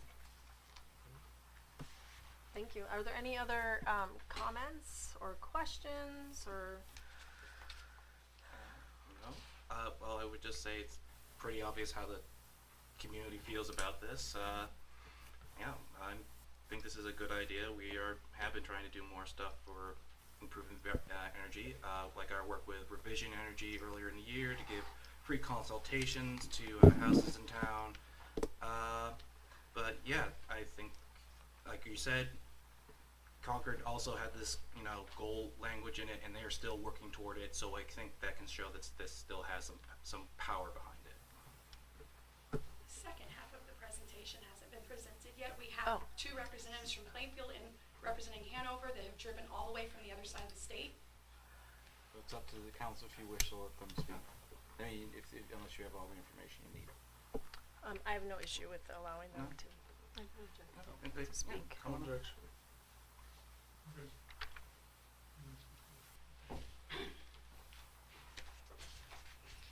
Thank you, Madam Chair and honorable councilors. My name is Lee Oxenham. I'm a state representative, and I'm on the Science, Technology, and Energy Committee in Concord. When Ready for 100 first launched, there was some doubt and skepticism, and I think we've heard some of that here tonight. There's no longer any grounds for doubt. We have a global crisis, and we have to address it at every level. Individuals, communities, municipalities, the state, the nation, and internationally. We have temperatures of 110 degrees and 120 degrees in places where those temperatures have never been reached before. We have temperatures today in Britain of 100 degrees, which was forecast by the models that are in use across the globe to happen in 2050. It happened today. We have underestimated the costs of the climate crisis. We have underestimated what we are facing, and we must take action. Committing to a goal means saying we are going to do everything we can to make this happen. And I hope that when you have the minutes of this meeting and perhaps wish another amendment, that you can make clear that your concern was about a mandate. It was not about committing to a goal. which is the language which I have seen in many different places across the state. Extreme heat is being recognized as the single most deadly weather-related hazard across the globe at this time. I grew up in a historic colonial town on the edge of a great bay, the Chesapeake Bay. I grew up in Annapolis, Maryland, and we're seeing flooding the way that you're seeing in Hampton on days where there is no rain because the sea levels are rising. You may ask, what can one town do? How can we commit to a goal? We don't know what's going to happen in the next 8 years or the next 20 years. The goal says we are going to do whatever we can to accomplish what needs to be done to save ecosystems, to save public health, to safeguard property in our town and take care of the health and the well-being of our residents and our businesses. Critically, we can only mitigate the oncoming crisis if we commit to doing what we can to stave off the worst ravages. That means everybody. Ready for 100 provides a path forward for towns and municipal level action. It demonstrates how a single town of the size of Newmarket, or several towns, I have 2 towns in my district, Plainfield and Cornish, which have both passed this resolution, and those towns are working in every way that we can to accomplish this goal. So the first step is doing what you're doing here tonight, although I have to say, not in a wholehearted fashion, because setting the goal, committing to the goal, passing the resolution means that you're saying this matters, this is a priority, we're going to make this happen.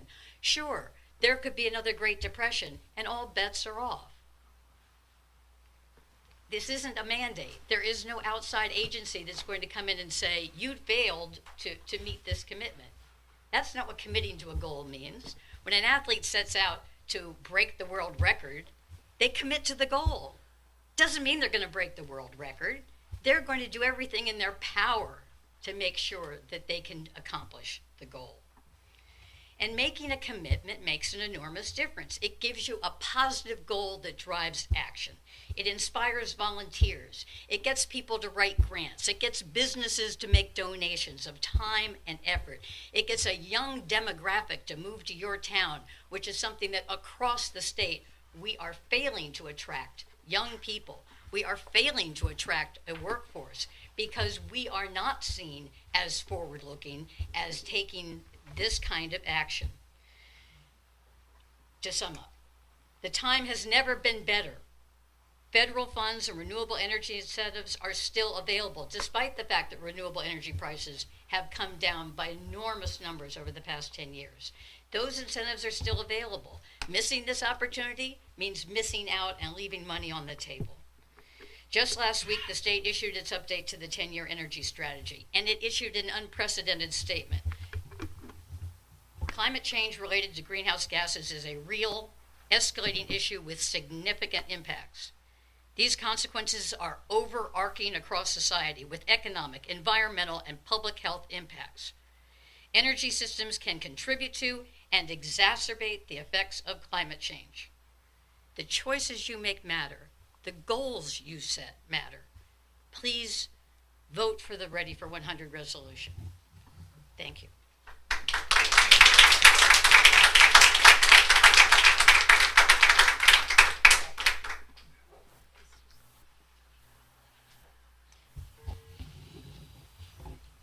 Good evening, Madam Chair and Honourable Councillors. My name is Evan Oxenham. I am the co-chair of the Plainfield Energy Committee. I had a fairly long speech, so I'm going to cut back in terms of time. For those who don't know Plainfield, Plainfield is a small rural community just south of Lebanon. We have about 25 residents. 2,500 residents. He said he cut his speech in the interest of time. Yeah, sorry. Cut Plainfield instead. And of those residents, about 80% actually work outside the community. We don't have many businesses. The largest business we have is actually the Kimball Union Academy, which is a private school. Some others are a heavy equipment dealer, a cabinet maker, but essentially we are a rural town that does not have a large income, shall we say, from taxes and things. Plainfield has a select board and town meeting form of government. So in order for us to pass the Ready for 100 goal, we had to first of all get an agreement from the select board, not a commitment, but an agreement from the select board, and we had to get the town meeting to vote for this. And in fact, we worked on this for a period of about 18 months to actually, we had a number of presentations. We talked about the problem with the climate crisis and the possibilities of how to actually mitigate the crisis. We talked about the technology that's available to actually allow us to achieve this goal.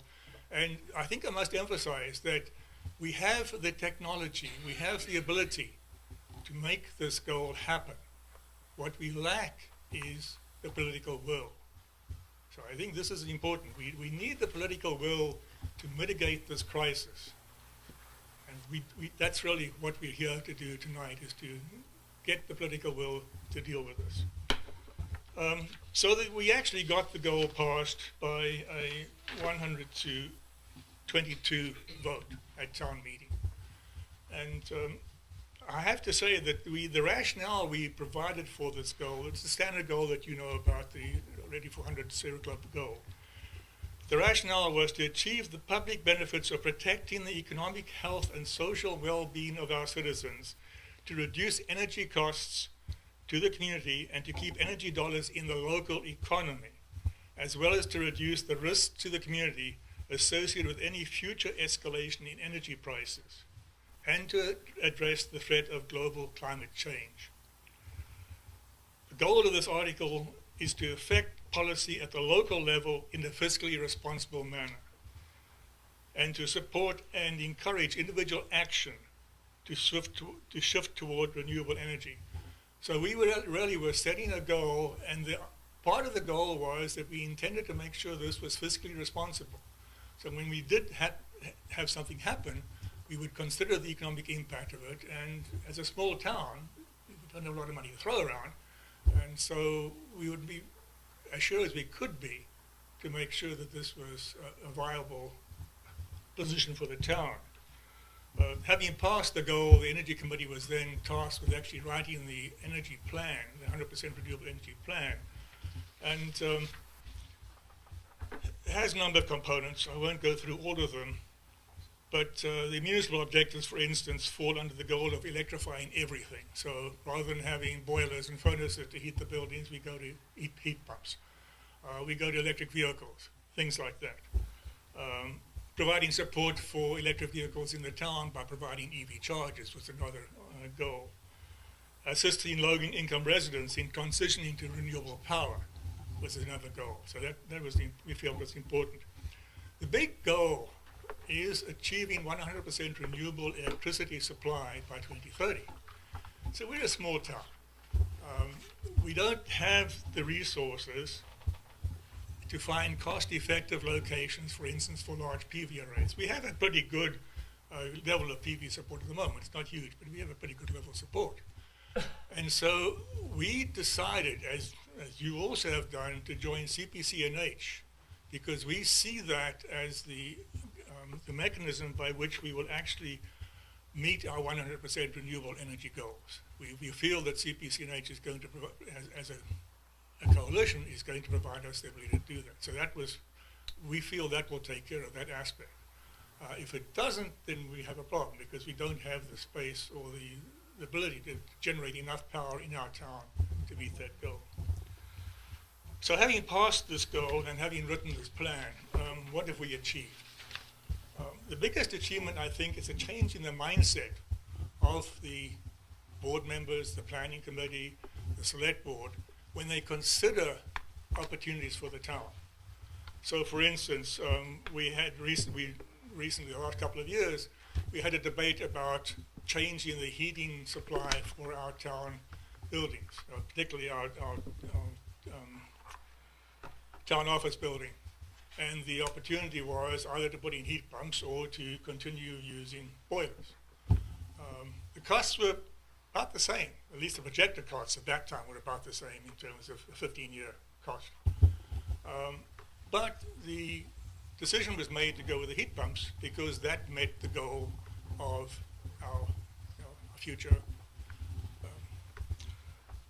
As it turns out, that was a good decision because the cost of heating oil has gone up immensely. I mean, electricity has also gone up, but not as much. So in fact, it has been cost effective. Can I ask you to wrap it up? Yeah. We had allowed for 15 minutes, and we're Okay, so, and all over. sure, the only other thing I wanted to mention, we actually are building a new library, and the decision on what type of building to build was also influenced by this goal in that we built a very energy efficient building, and we think that's going to be cost effective in the long term. So thank you for your time. Great. Thank you. Thank you.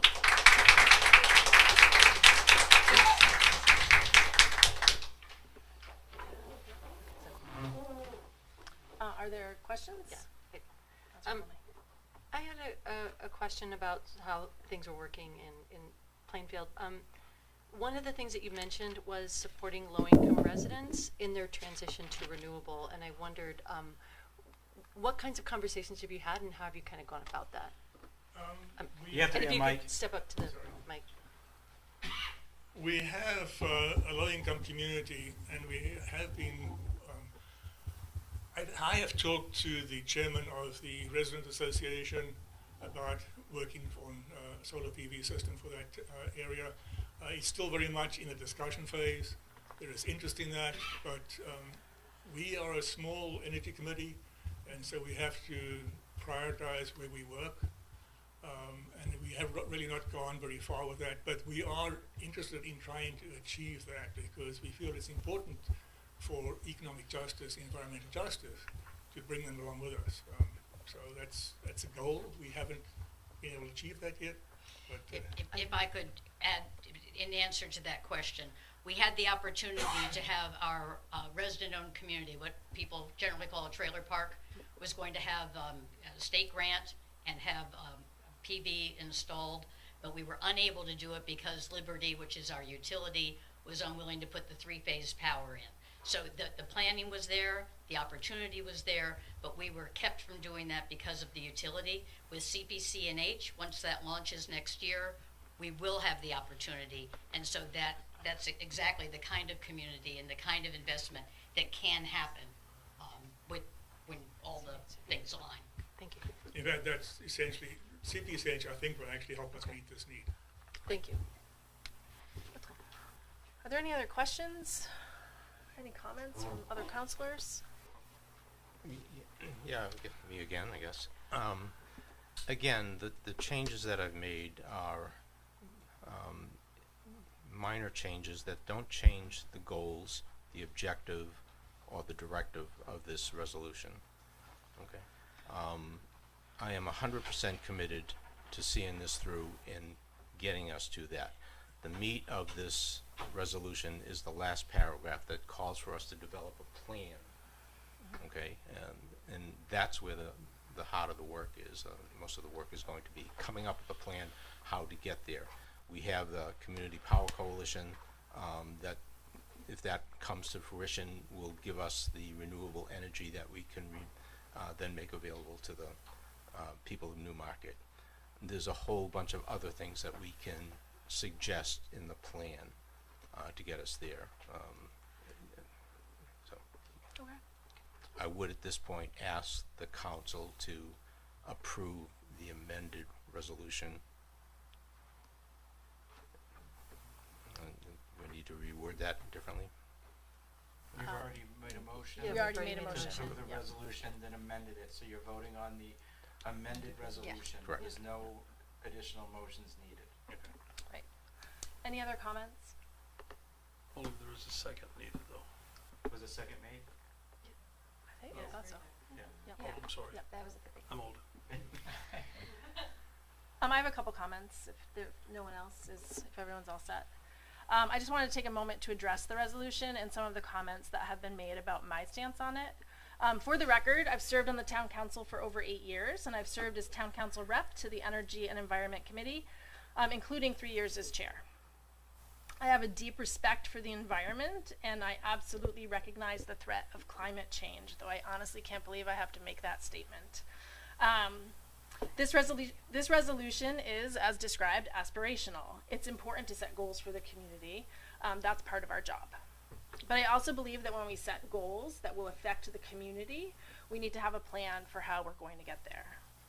I've been described by some on social media as skeptical of the resolution, but I'd argue that I'm practical. I repeatedly suggested that the Energy and Environment Committee put a comprehensive plan in place to outline how Newmarket would achieve these goals. We need to understand our baseline. That work hasn't been done yet. We need to understand the costs associated with getting to 100% renewable. That work hasn't been done yet. We need to understand what steps the municipality, as well as homeowners and business owners, would need to take. That has not been done yet. Making real change in a community and making improvements to energy consumption is hard work. It's work that this and previous councils has made a priority.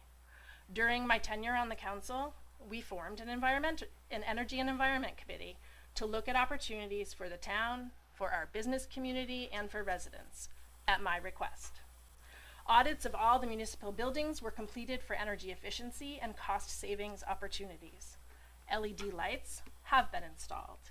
Insulation upgraded. HVAC systems improved. This project included installing solar panels on the DPW building, the first municipal solar installation in Newmarket.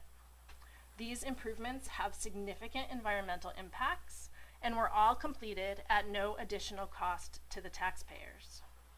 The first municipal electric vehicle charging station was installed a few years ago, and then 2 more followed last year. We approved our first hybrid police cruiser, which is now in service. We began a composting program at the transfer station. This program is free to residents and has had significant impact. Last I checked, and this was quite a while ago, we were diverting approximately 38 tons from the landfill on an annual basis. We formed an electric aggregation committee to help facilitate a plan for moving forward with shared solar energy. We are in the process of the permitting and necessary legal wrangling to install a solar array on town-owned land. We formed the Riverfront Advisory Committee, which is in part looking at ways to mitigate erosion due to flooding caused by sea level rise. We have partnered with Energy New Hampshire to make informational presentations to Newmarket residents about energy-related items. And I have personally helped to organize a regular roadside trash cleanup day. That's not nothing. These are some of the tangible items the town council, town administration, and other committees have worked on over the past years right here in Newmarket, making a difference here in our community. I take offense to the idea that we have done nothing. I'm happy to see the momentum around this resolution, and I sincerely hope that people will stay engaged through the process of developing standards and developing systems to get us to 100% renewable. Making real change is more than signing a petition, and it's more than passing an aspirational resolution. Voting for this resolution, in my opinion, without a plan, without involving stakeholders such as the Planning Board and the Conservation Commission, would be irresponsible, and I am not in support of this resolution. Madam Chair, just for the rules, pursuant to Section 1 of the Town Council Rules of Proceeding, you have 30 minutes to complete your business. Thank you. Are there any other questions or comments regarding the resolution? Councilor Bayback. Yeah, I want to applaud everything that we have done so far, because I definitely do see it and agree with it. I've gotten to serve on conservation and Riverfront, and as has been said earlier tonight, as a young person who moved to town recently, it was because it was very clear that the town was already committed to environmentalism. I am happy to support this resolution as amended, and set a goal that it's something we're working towards. I agree that I don't think it's without a plan, it's a little bit hollow, but I don't think there's any harm in setting a goal tonight. I would ask that if I could get the chair to change her mind. It's the third part of this is to come up with a plan. We are working on that. I know there's a lot of things that have to be done, but we are working towards that goal. And this resolution, I think, is just a piece, or the beginning piece, that we include with our energy aggregation plan to show community power.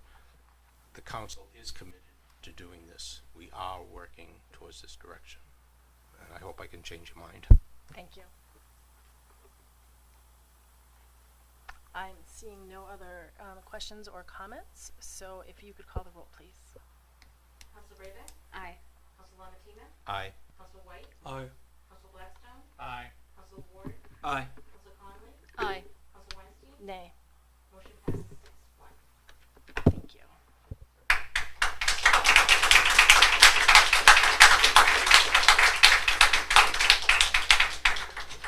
And I've lost my agenda. There it is. I believe it's just a bunch of committee. Yes. Madam Chair, before we get into the committee appointments, I want to go over a couple procedural things for our meetings. First thing is, we're going to have some, and I know Councilor Mattina brought this up about quorums and resignations from committees. And I want to clarify when a resignation happens. It's not just when somebody or a committee chair says, I resign. Because we need to have a record of a resignation. The clerk needs to receive a written communication stating that they resigned from a committee. Not the chair of a committee, not the chair of the council, not even my office. It's got to go to the clerk. So usually when we get it, we provide it with the clerk. So before we act on a number of the vacancies tonight, we need to clarify that. Second is, what is a number, I've gotten this a number of times this week, what's a quorum of a public body? A quorum is a majority of the number of designated people. So if you have a 7-member board, but you have 2 vacancies, 3 does not constitute a quorum, 5 still constitutes a quorum. So committees should not be meeting if you have a 7-member board and 2 members are not appointed and less than 5 people meet. You still need a majority. 4 people meet. You need a majority of the number of seats. The next thing I want to discuss is, how does things get on the agenda? And the council has rules and procedures on how things get on the agenda.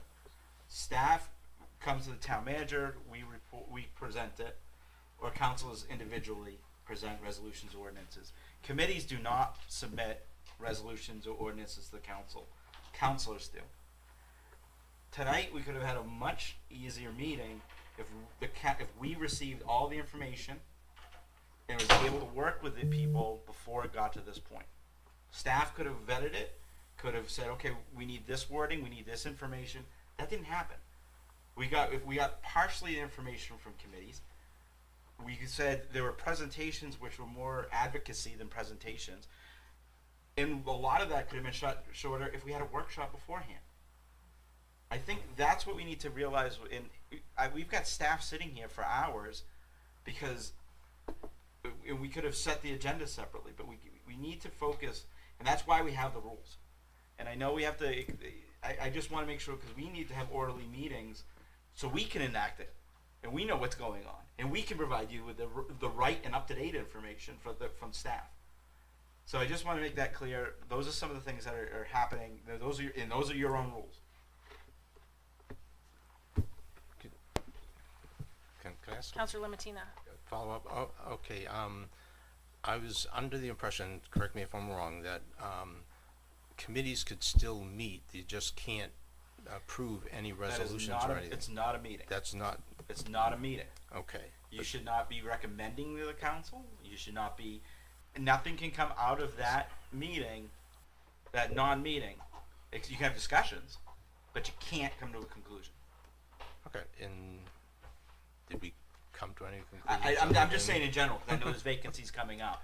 I'm not saying in the energy environment. I'm saying in general, because you're not the only one. I spend time with another committee about going over this as well. But I just want to have clarification. I'm 4 for 4 here. Yeah. No, but I just want to. That's just clarification there. A committee doesn't. And again, when I say that's general. There's different laws for specific ones, but any subcommittee of the council, that's what the goes by. Can I ask another clarifying question? Just terminology. So it's not a meeting. Mm-hmm. They can gather and discuss. You can, but you can't come to any conclusions. Sure. You can't say, hey, we gathered and discussed something, we're going to recommend this. No. But if they're Nope, there's no public comment. workshopping on Nope, events a workshop's that are still a public happening, meeting. Nope. I guess maybe I'm just using the wrong words. I'm just like, how are we supposed to Right, if they're... You cannot make the town concerts happen if not enough people show up to our That is, discussions? as you long know? as you're not be coming to a conclusion, no, it's still a meeting. Okay. That's a law. That's the law of the state.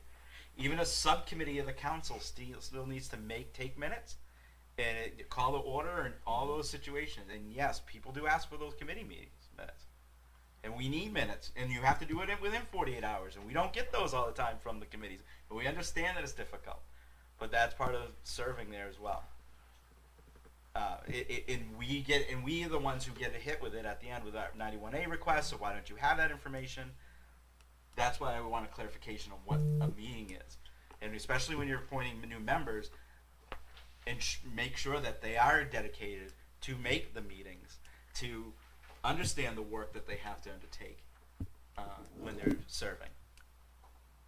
So I just want to, this could have been a lot shorter meeting if that would have happened. And I apologize, I know we only have 20 minutes now. I have a question. Councilor Blackstone. Is a Channel 13 presentation required as part of a meeting? No. No. Nope, only council meeting. Did you? Just a point of order. Yeah. That the public, if they need to converse with their neighbor, to take it outside. Thank you. Should only be one conversation around this table. Agreed. So, then moving on. Do we want to change the?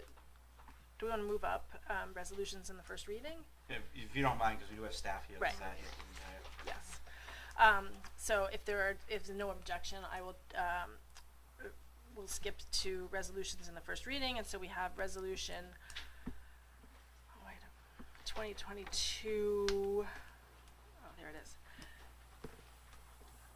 I gotta make it big.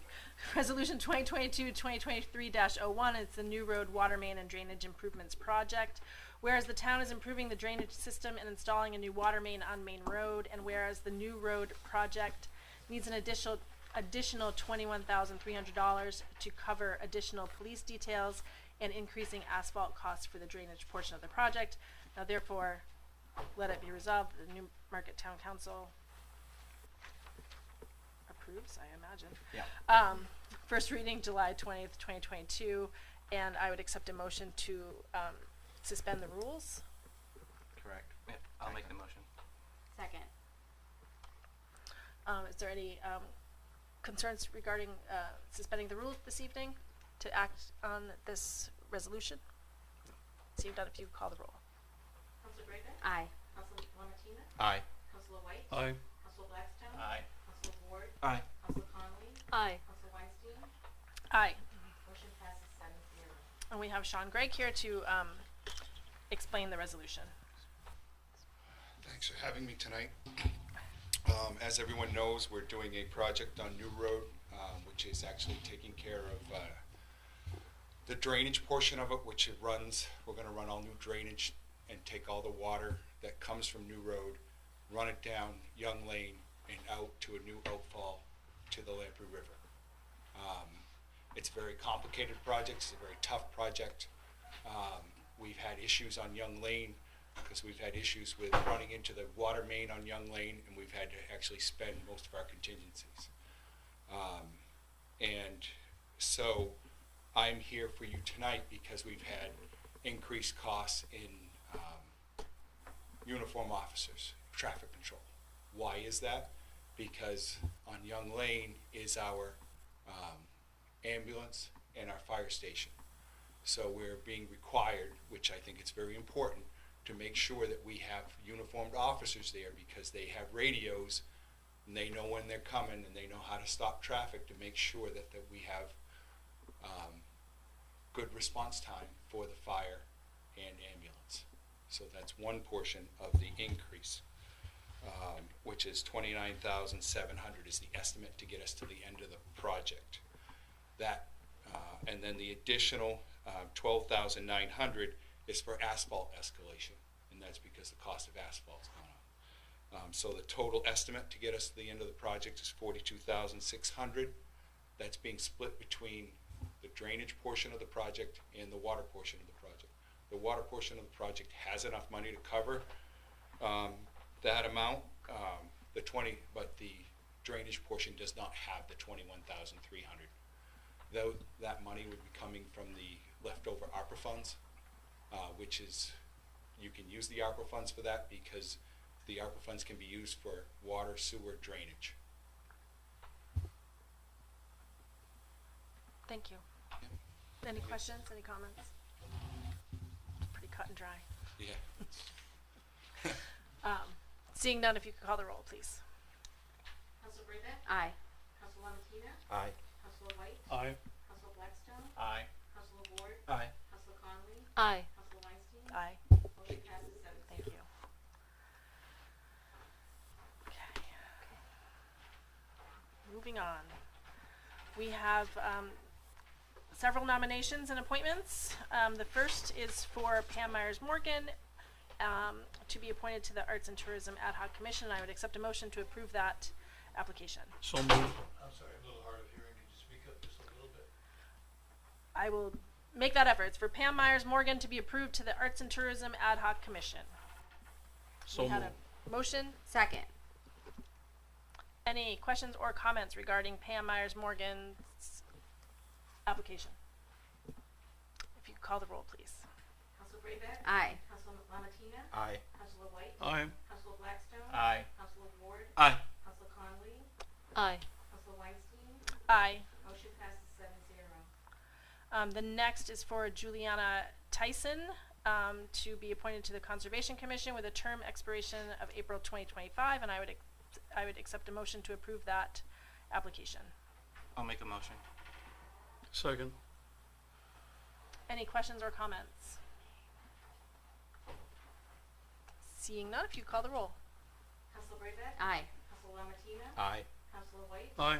Council Blackstone? Aye. Council Ward? Aye. Council Conley? Nay. Council Weinstein? Aye. Motion passes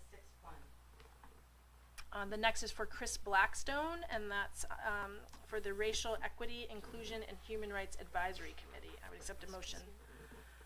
I'll make the motion too. I'll second. Any questions or comments regarding Chris Blackstone? Seeing none, if you could call the roll, please. Council Brayback? Aye. Council Lamattina? Aye. Council White? Aye. Council Blackstone? Abstain. Council Ward? Aye. Council Conley? Aye. Council Weinstein? Aye. Motion passes 6-0-1. The next is for Ruth Kane to be appointed to the Energy and Environment Committee with a term expiration of April 2023. I'll make a motion. I'll second. Thank you. Are there any questions or comments? Councillor Conley. I have a comment. It's not about Ms. Kane's application so much as it is the implications of the resolution that we just passed. One of the things that I think became clear, Councillor Lamattina, while you were kind of talking about sort of the work that's being done, including things like updating the master plan and things like that, it started me thinking about the Energy and Environment Committee. And I think the original charter of the committee was to include a member of the planning board on that committee and to include a member, I think, also of the Conservation Commission, so that we'd make sure that the committee was representative of kind of a broad, spectrum of interests. And given the importance of this work and given the urgency of kind of moving forward in a collaborative way, I don't even know where to put this, but I'm wondering, and maybe this is a question for you, Manager Fournier, if it's possible to take a look at the makeup of that committee to make sure that we've got that that representation back. And I think it was changed because there was a struggle to get people on the committee, but there seems to be a ton of energy, a ton of interest, and I think that in work that's this important, that has so much potential to impact so many lives, that I think it's important that we're transparent, it's important that we get it right, and I think we need all voices at the table to do that. So I'm trying to find the actual resolution that we adopted, and I'm having a hard time. Just to be clear, the representative is different from one of these people. It's in addition to these people. No, And that's what I'm actually asking. I know that. Yeah. That's actually not the case. No. In the original, when the Energy and Environment Committee was originally created, it was a 5-person committee with 2 at-large members, 1 town council rep, 1 planning board, and 1 conservation commission rep. So, so it wasn't, and then we changed it because there wasn't a lot of interest at the time from the planning board or the conservation committee to send us representatives. So we changed it to 4 at-large and 1 town council rep. Oh, okay.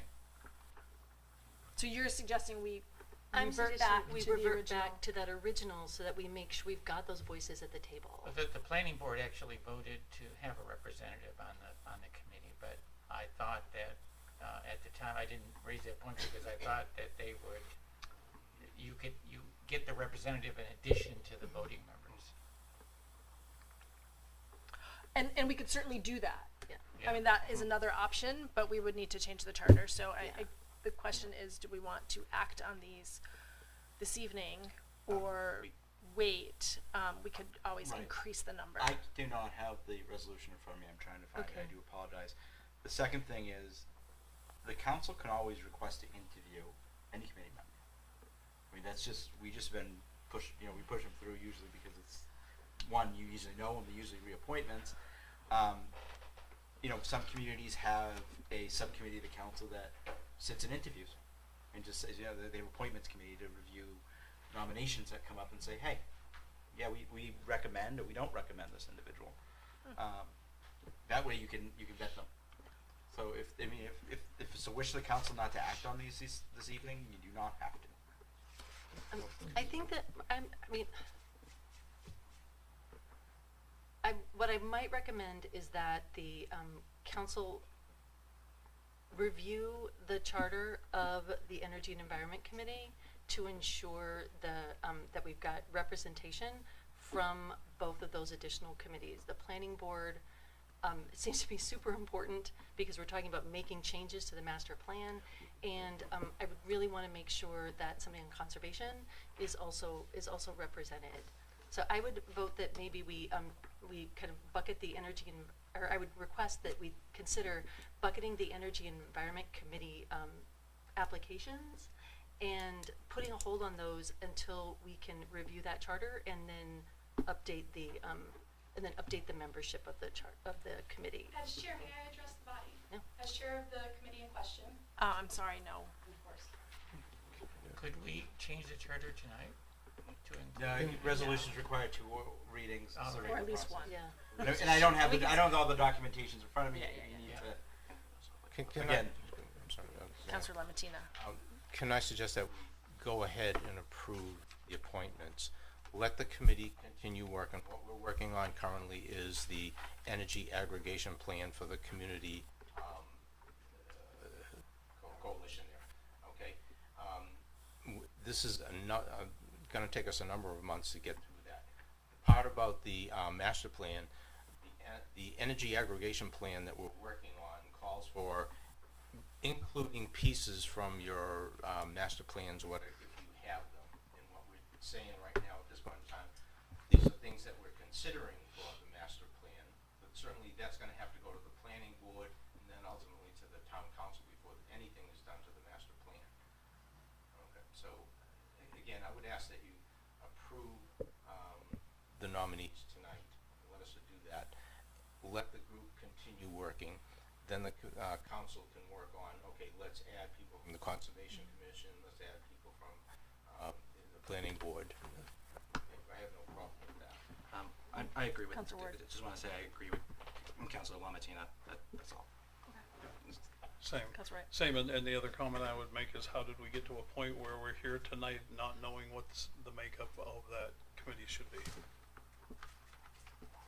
No, well, I would disagree, because I think that we do know what the makeup it currently is. It's what it was a few years ago. We changed it.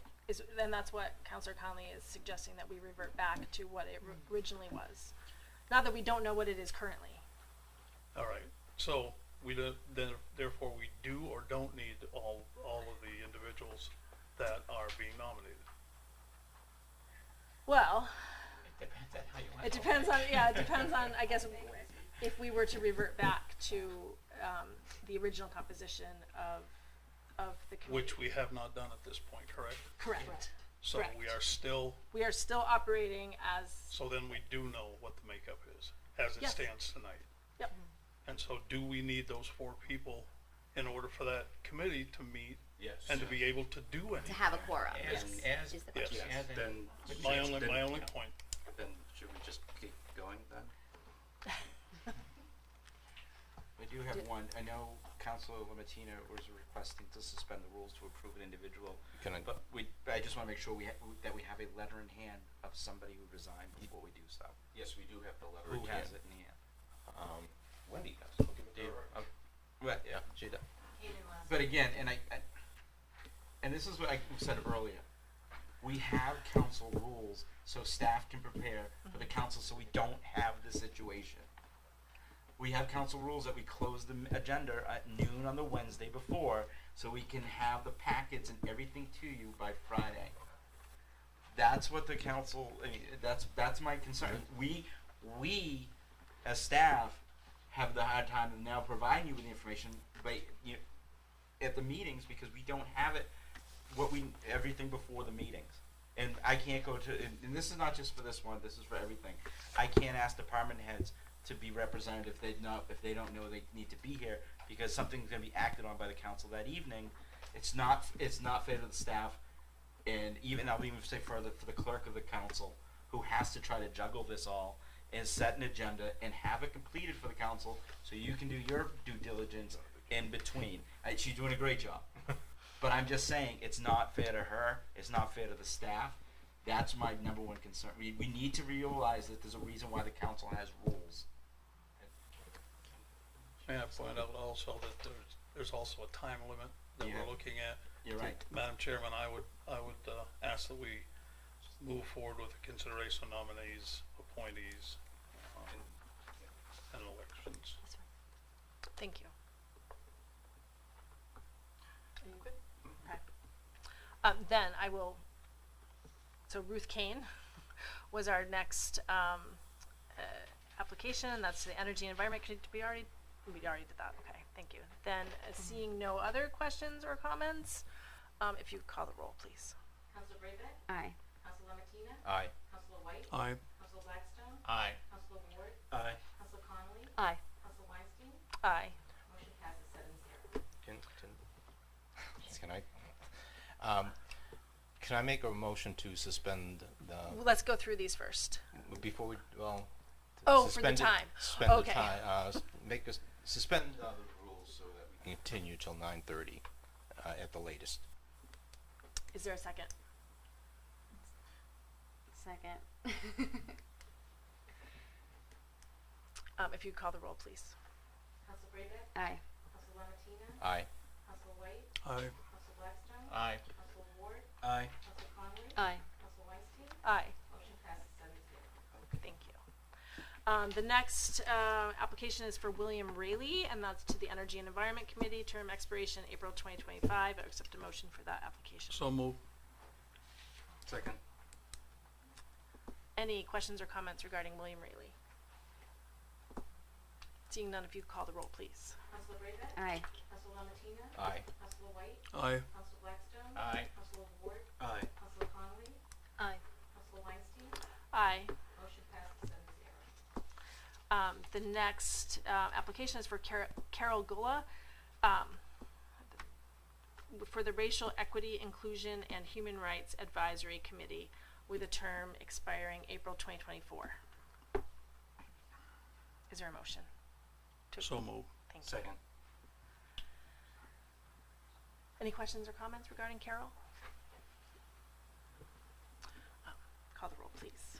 Councilor Braybeck? Aye. Councilor Lamatina? Aye. Councilor White? Aye. Councilor Aye. Councilor Ward. Aye. Councilor Conley. Aye. Councilor Weinstein. Aye. Motion passes 7-0. The next is for Emily Jones to the Energy and Environment Advisory Committee with a term to expire April 2023. I'd accept a motion to approve that. So moved. Second. Any questions or comments? Again, I'll just add that I've worked with her or met her a couple of times, and that'd be an excellent addition to the Energy and Environment Committee. Thank you. If you call the roll, please. Councilor Brayback. Aye. Councilor Lamatina. Aye. Councilor White. Aye. Councilor Blackstone. Aye. Councilor Ward. Aye. Councilor Conley. Aye. Councilor Weinstein. Aye. Motion passes 7-0. The next is for Sean Moran to the Energy and Environment Committee with a term to expire April 2025. I'll make a motion. Second. Any questions? Seeing none, if you call the roll. Councilor Brayback. Aye. Councilor Lamatina. Aye. Councilor White. Aye. Councilor Blackstone. Aye. Councilor Ward. Aye. Councilor Conley. Aye. Councilor Weinstein. Aye. Motion passes 7-0. The last is for Stacy Brown, and that's for the Racial Equity, Inclusion, and Human Rights Advisory Committee with a term to expire 2025, and I accept a motion to approve that application. So moved. Second. Any questions or comments regarding Stacy? If you could call the roll, please. Councilor Brayback. Aye. Councilor Lamatina. Aye. Councilor White. Aye. Councilor Blackstone. Aye. Councilor Ward. Aye. Councilor Conley. Aye. Councilor Weinstein. Aye. Motion passes 7-0. I apologize, I skipped somebody. Forgiven, there's plenty. Morgan Santos for the Arts and Tourism Commission with a term to expire April 2025. I apologize. I'll make a motion. Second. Any questions or comments about Morgan? Seeing none, if you could call the roll. Councilor Brayback. Aye. Councilor Lamatina. Aye. Councilor White. Aye. Councilor Blackstone. Aye. Councilor Ward. Aye. Councilor Conley. Aye. Councilor Weinstein. Aye. Motion passes 7-0. This is why we don't go past 9 o'clock, because mistakes get made. I'm going to move on, or Can you can make a motion. impose upon the council one more time to suspend the rules so that I can nominate Sarah Stinson for a position on the Energy and Environment Committee to expire 2023. You can certainly make the motion. Is there a second? I'll second it. Is there any, So you, the town manager has given you Sarah's information. Do we need to vote on suspending the rules? You do. yes, we need to vote on do that suspending the rules first. You're discussing suspending the rules prior to discussing the nomination. I'm sorry. Is there any, I'll make a motion to suspend the rules. We already did. well, we already did that. It's been seconded. So I will just say that I don't have the information, or maybe, unless I it was. sent an email. Oh, is it emailed? Oh, And I okay, gave you, right. Yes, it you came in did. after the deadline. Yes, I'm sorry. I you did. emailed did the see that. council saying that I knew there was going to be it, so we wanted to make sure you had the information. Okay. But again, council rules, noon on Friday, or noon on Monday, Wednesday, sorry. Right. Any comments? Seeing none, if you could call the roll. Councilor Brayback. Aye. Councilor Lamatina. Aye. Councilor White. Aye. Councilor Blackstone. Aye. Councilor Ward. Aye. Councilor Conley. Aye. Councilor Weinstein. Nay. Motion passes 6-1. And I just want to say that that is not at all a now you reflection do the on, okay, nomination. and I will, so now I will make, can I get a motion to accept, I don't have, Sarah Stinson's application to the Energy and Environment Committee? I'll make the motion. Second.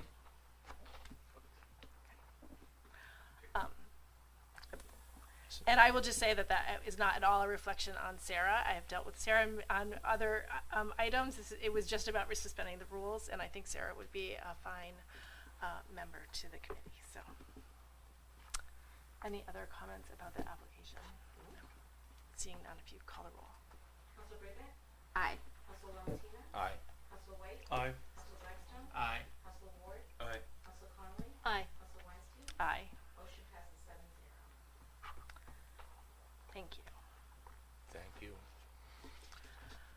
So, is there any correspondence to the council? There is none. Any closing comments by town councilors? I do have one. Please. Let's see, what was it? Earlier in the month, or it was last month, I don't exactly remember when, I sent the council and representatives an email about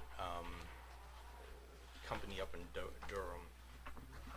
They were having issues with getting employees, and so what they're doing is they're offering home, low rents or whatever you want to say, and childcare. And so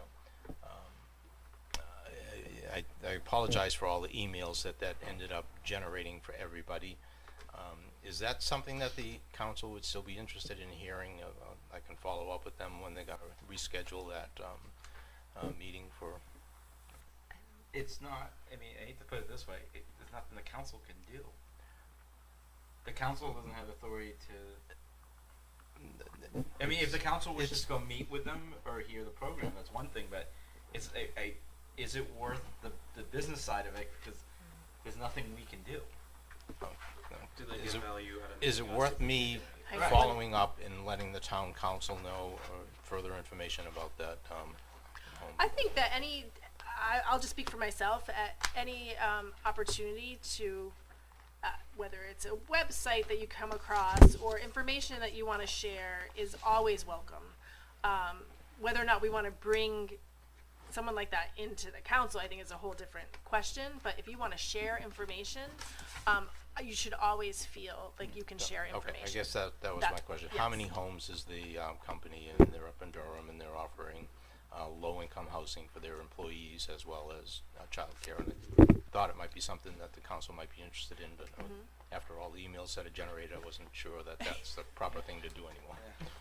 I understand. Thank you. What you can do sometimes is you can BCC the council so that we don't get all of that back and forth. Okay, that's a good solution. Yep. Any other closing comments? Seeing none, our next meeting is August 17th, and I will consider us adjourned. Thank you.